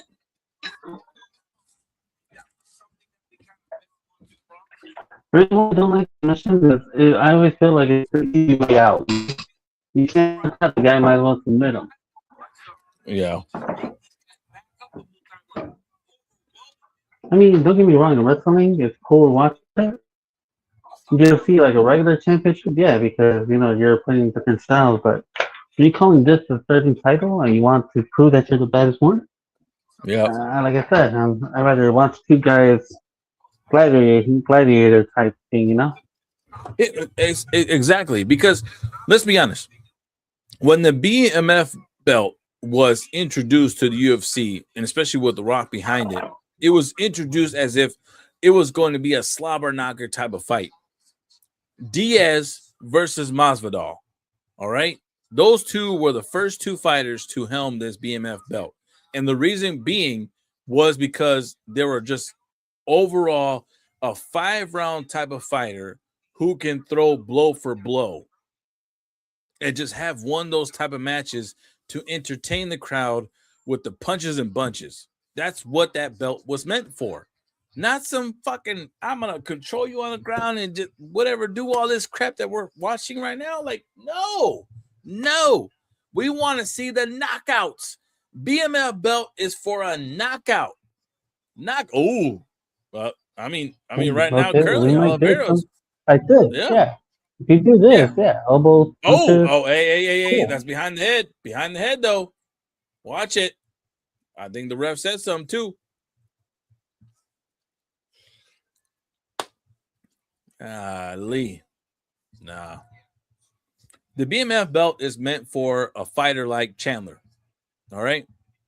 I think that's what the BMF belt for is, the type of fighter like that. BMF for is the type of fighter for Gaethje, is the type of fighter for Dustin Poirier, for Michael Chandler, for a fighter like freaking Johnson. Old man Johnson's a boxer's type of fighter. He's meant to compete in these type of fights right here. Lopez. McGregor's done knockouts. Agreed. I'm cool with that.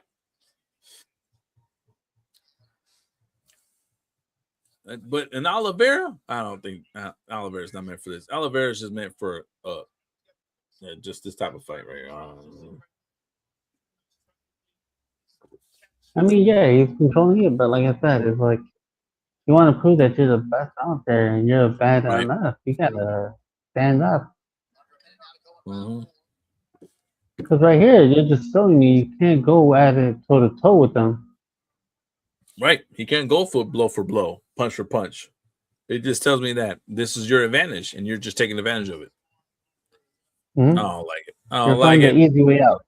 Yep. And that's the way I call it. It's like, it's the easy way out. If these two were to have gone toe to toe, punch to punch, even if you back off and then punch, that's all that matters. Yeah, for real. And kickers, too. Kicks and punches. Right. Damn, man.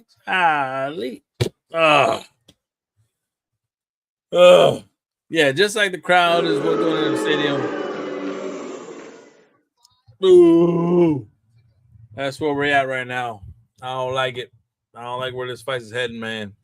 This 5th round better be a fucking I don't think the stand crowd up. is either because the crowd is not even cheering for it, man. The crowd's probably like, let me go home. The crowd is not excited for this fucking fight. No way, no how. For sure. They are not excited for this fight. It's by far one of the fights where it's so so aggravating to the point where it's like, come on, man. Why?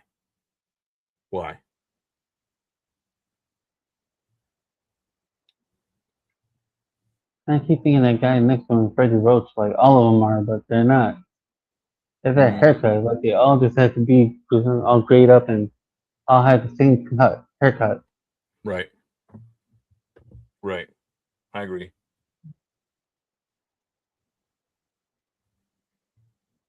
Max, all we can do now is try to throw a nice knockout punch. Pretty much. That's all he needs. He needs to really just freaking attack him. Where you at, old man? I'm at 455. I'm at 455 now. All right, good. I'm just behind you just a little bit. Whoa.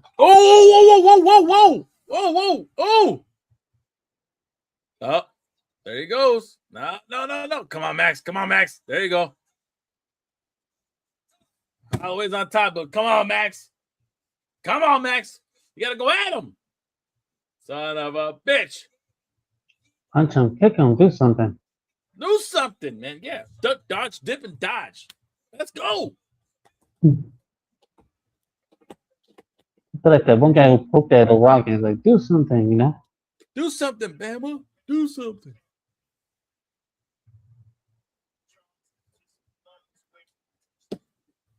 I think he turned it around though, last minute, but he finally got over position. Damn, look at that punch.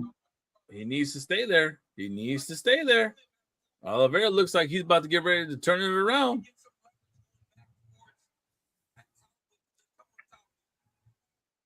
Keep punching him in the head. His head is like wide open for punches, man. If you're not punching him, what are you doing? Exactly.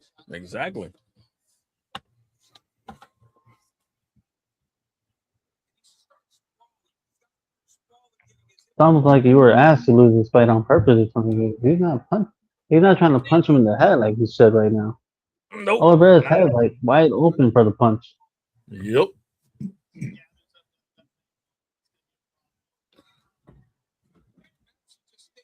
I'm at 314 now. What's up? I'm at 311. All right, I'm a few seconds ahead. No, come on.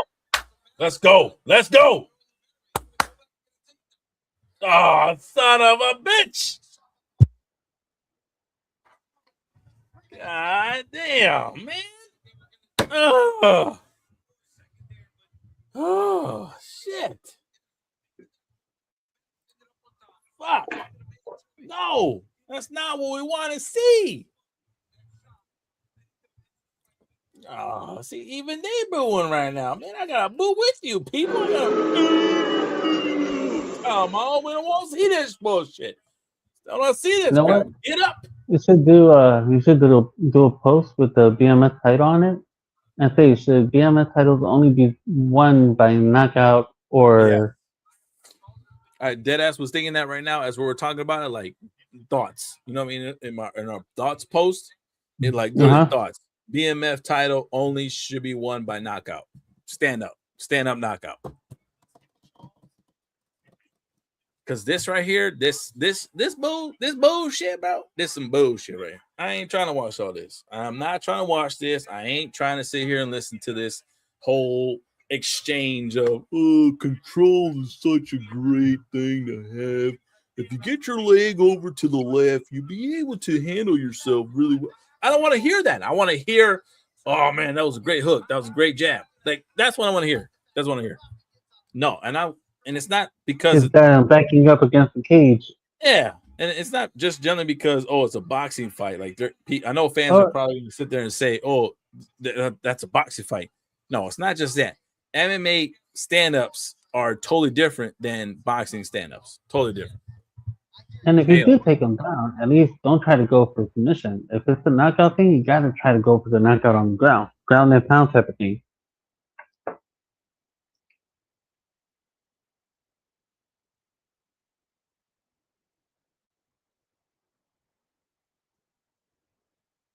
At least I think that's another good way to score a win.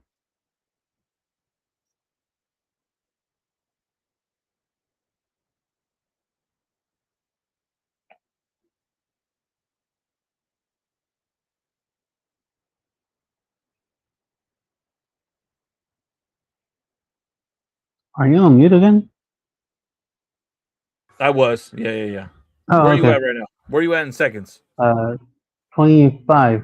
All right. Yep. I'm right there with you, babe. Oh, man. And they're both standing up. Get up. Yes, exactly. Stand up. No, turn around. Turn around. Turn around. Turn around. Turn around and fucking box for each other. Son of a bitch, Oliveira. God damn it. Ugh. No, now you want. Yeah. There you go. Last 2 seconds. Get in there. Fuck you. No, fuck this fight. Bullshit. He's gonna win it by technicality, man. Decision. I don't want to hear this bullshit. This is a bull. This is not the fight that Max Holloway wanted to fight. This is not the fight that Max Holloway wanted to fight. This is not how he wanted to win. This is not how it should have gone. It being the main event BMF fight. No. Oh man, I'm giving another. I'm done. No. Yes, I'll give you props as Oliveira winning this fight. This is the fight that he wanted to win in general. But for it being a BMF fight, this is not the style that you wanted to win. No. Yes, he did dominate, like in the sense of control of wrestling and all this kind of stuff, or whatever case may be. But if you would have told me that Max Holloway would have lost stand-up, no, mames. There's only 2 people that he lost against stand-up. McGregor like that and fucking Tapori. That's it. Bro, no. Mm-hmm. No. Yeah, come on. He wanted this. I wanted to stand up. No. They're not. I don't want to sit here and listen to this. They're gonna give it to Oliveira. Oh man, what did you think, man? Did you like this fight? No, because like I said before, and I would, if it was a regular championship, yeah, cool. Oliveira won regular championship. Great, congratulations. Yep. But if you're the bad motherfucker, you should have proved that you're the bad motherfucker. Not, like I said, I feel like submission is just an easy way out. Yeah. Yep. Or if you're to keep him on the ground, you should have ground and pound. Like, try to knock the guy out. Agreed. 4 points of punching. Yep. So if you're just going to sit there and mount for like 3 minutes, you're not really proving nothing. You're just saying, I'm trying to keep him away from knocking me out. Agreed. I agree with you. Well, I'm gonna end the stream in this way. I'm gonna end this way right now with the stream. We're done. UFC fight is over. So we got, at this point, obviously Oliveira is gonna win this. I don't know if I want to wait until this, but should we? Really? No, because it'd be surprising if they don't give it to him, especially the whole dominance and all that. Right. Come on, man. Speed this up. It is what it is. I ain't trying to listen to all this. Oliveira won. I bet you people are gonna boo because he won. Yeah. Because it wasn't that much of a fight. It wasn't. Score.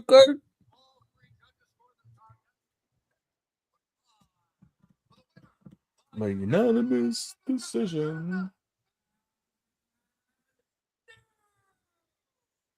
They're booing. Some people are excited, but most people are booing.